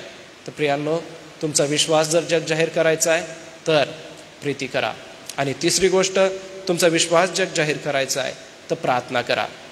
आज सकाळी एका वाक्यात आजचा संपूर्ण उपदेश आपल्या लक्षात घेण्यासाठी एक गोष्ट लक्षात ठेवा, ती म्हणजे आम्हाला आमचा विश्वास जग जाहीर करायचा आहे. आमचा विश्वास जग जाहीर होईल त्यासाठी मी पवित्र जीवन जगेन, मी प्रीतीने वागेन आणि मी प्रार्थना करीत राहीन. येशू ख्रिस्ताने प्रार्थना केली, एस्तेरने प्रार्थना केली, त्याप्रमाणे मी प्रार्थना करीत राहीन. या डोळे मिटा. आपण ऐकलेल्या वचनानुसार आपलं लक्ष देवाकडे लावू आणि त्याची कृपा मागू. हे दयाळू देवबापा, आजचं पवित्र शास्त्रातलं वचन आम्हाला शिकवतं की तुमचा विश्वास जग जाहीर होत आहे. पौलाला रोमच्या लोकांचा विश्वास जग जाहीर झाल्याचं कळलं. प्रिय देवबापा, आज आम्हाला बघणाऱ्या प्रत्येक व्यक्तीला आमचा विश्वास जाहीर होऊ दे. आमचा विश्वास भक्कम होण्यासाठी किंवा जाहीर होण्यासाठी पवित्र जीवन जगण्याचं मन तू आम्हाला दे. अपवित्र करणारे शब्द, अपवित्र करणाऱ्या कल्पना, अपवित्र करणारे चित्र, अपवित्र करणारं वाचन आम्हापासून दूर कर पित्या. आमचा विश्वास जग जाहीर होण्यासाठी, प्रीतीने वागण्यासाठी दे बापा तुझी कृपा आम्हाला दे. सर्व प्रकारची प्रीती दे, कारण ज्या वेळेला आम्ही प्रीती करतो त्यावेळेला आम्ही ख्रिस्ताचा नियम पूर्ण करतो. एवढंच नव्हे तर दे बापा, प्रार्थना करण्याचं मन तू आम्हाला दे. प्रार्थना करायला तू आम्हाला सतत संधी दे. तू जो आमचा गुप्तवासी पिता, त्या तुझ्या गुप्तपणे प्रार्थनेसाठी तू आम्हाला सहाय्य कर. कारण तू दारावरती ठोकत आहे. आम्ही तुझ्यासाठी दार उघडू, तू आमच्या अंतःकरणात ये. येथे बसलेल्या आम्हा प्रत्येकाचा विश्वास जाहीर होऊ दे, कळून येऊ दे. आणि या विश्वासाला आम्हाला जाहीर करण्यासाठी पवित्र जीवन जगायला शक्ती दे बापा. प्रिय दे बापा, एकमेकांवर प्रीती करायला तुझी शक्ती दे. प्रिय दे बापा, प्रार्थना करायला तुझी शक्ती दे. वेळोवेळी गुडघ्यावर बसायला तुझी शक्ती दे. प्रार्थनेमध्ये खूप वेळ घालवण्यासाठी प्रभू तू शक्ती दे. कारण एलियासाठी तू अग्नी पाठवला आणि बालाच्या संदेष्ट्यांना तू उत्तर दिलंस. प्रार्थनेच्या द्वारे दे बापा, सिंहाच्या गुहेत दानिएलाला तू मदत केलीस. सिंहाची तोंड तू बंद केलीस. प्रिय प्रभू, प्रार्थनेच्या द्वारे योनाने माशाच्या पोटातून तुला हाक मारली आणि तुला प्रार्थना केली. दे बापा, तू त्याची प्रार्थना ऐकलीस. एस्तेर राणीने लोकांना म्हटलं की माझ्यासाठी 3 दिवस उपवास प्रार्थना करा. दे बापा, तू त्यांची प्रार्थना ऐकलीस. येथे बसलेल्या आम्हा प्रत्येकाची तू प्रार्थना ऐकत आहे. आणि म्हणून दे बापा, आमचा विश्वास जाहीर करण्यासाठी आम्हाला पवित्र प्रीती आणि दे बापा प्रार्थना ह्या गोष्टी तू दे.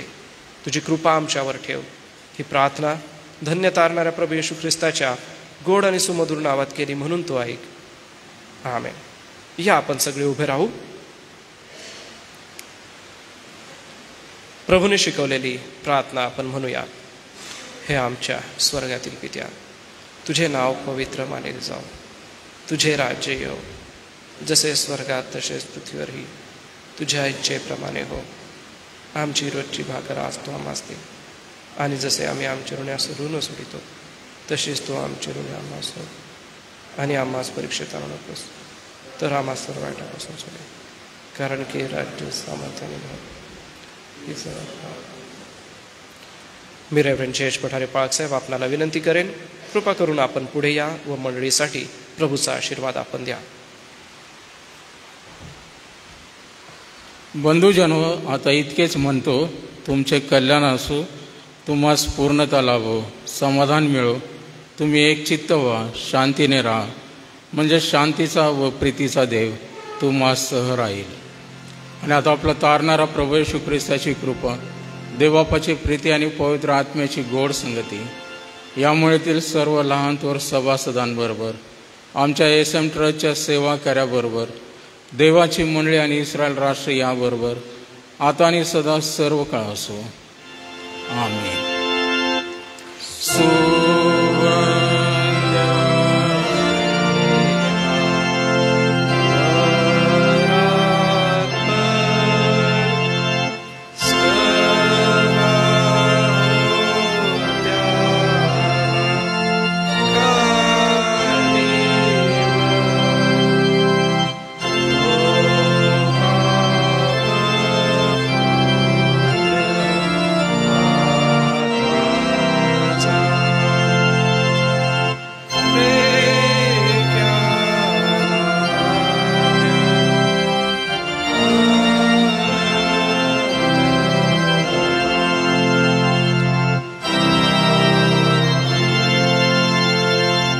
सर्वांना सलाम.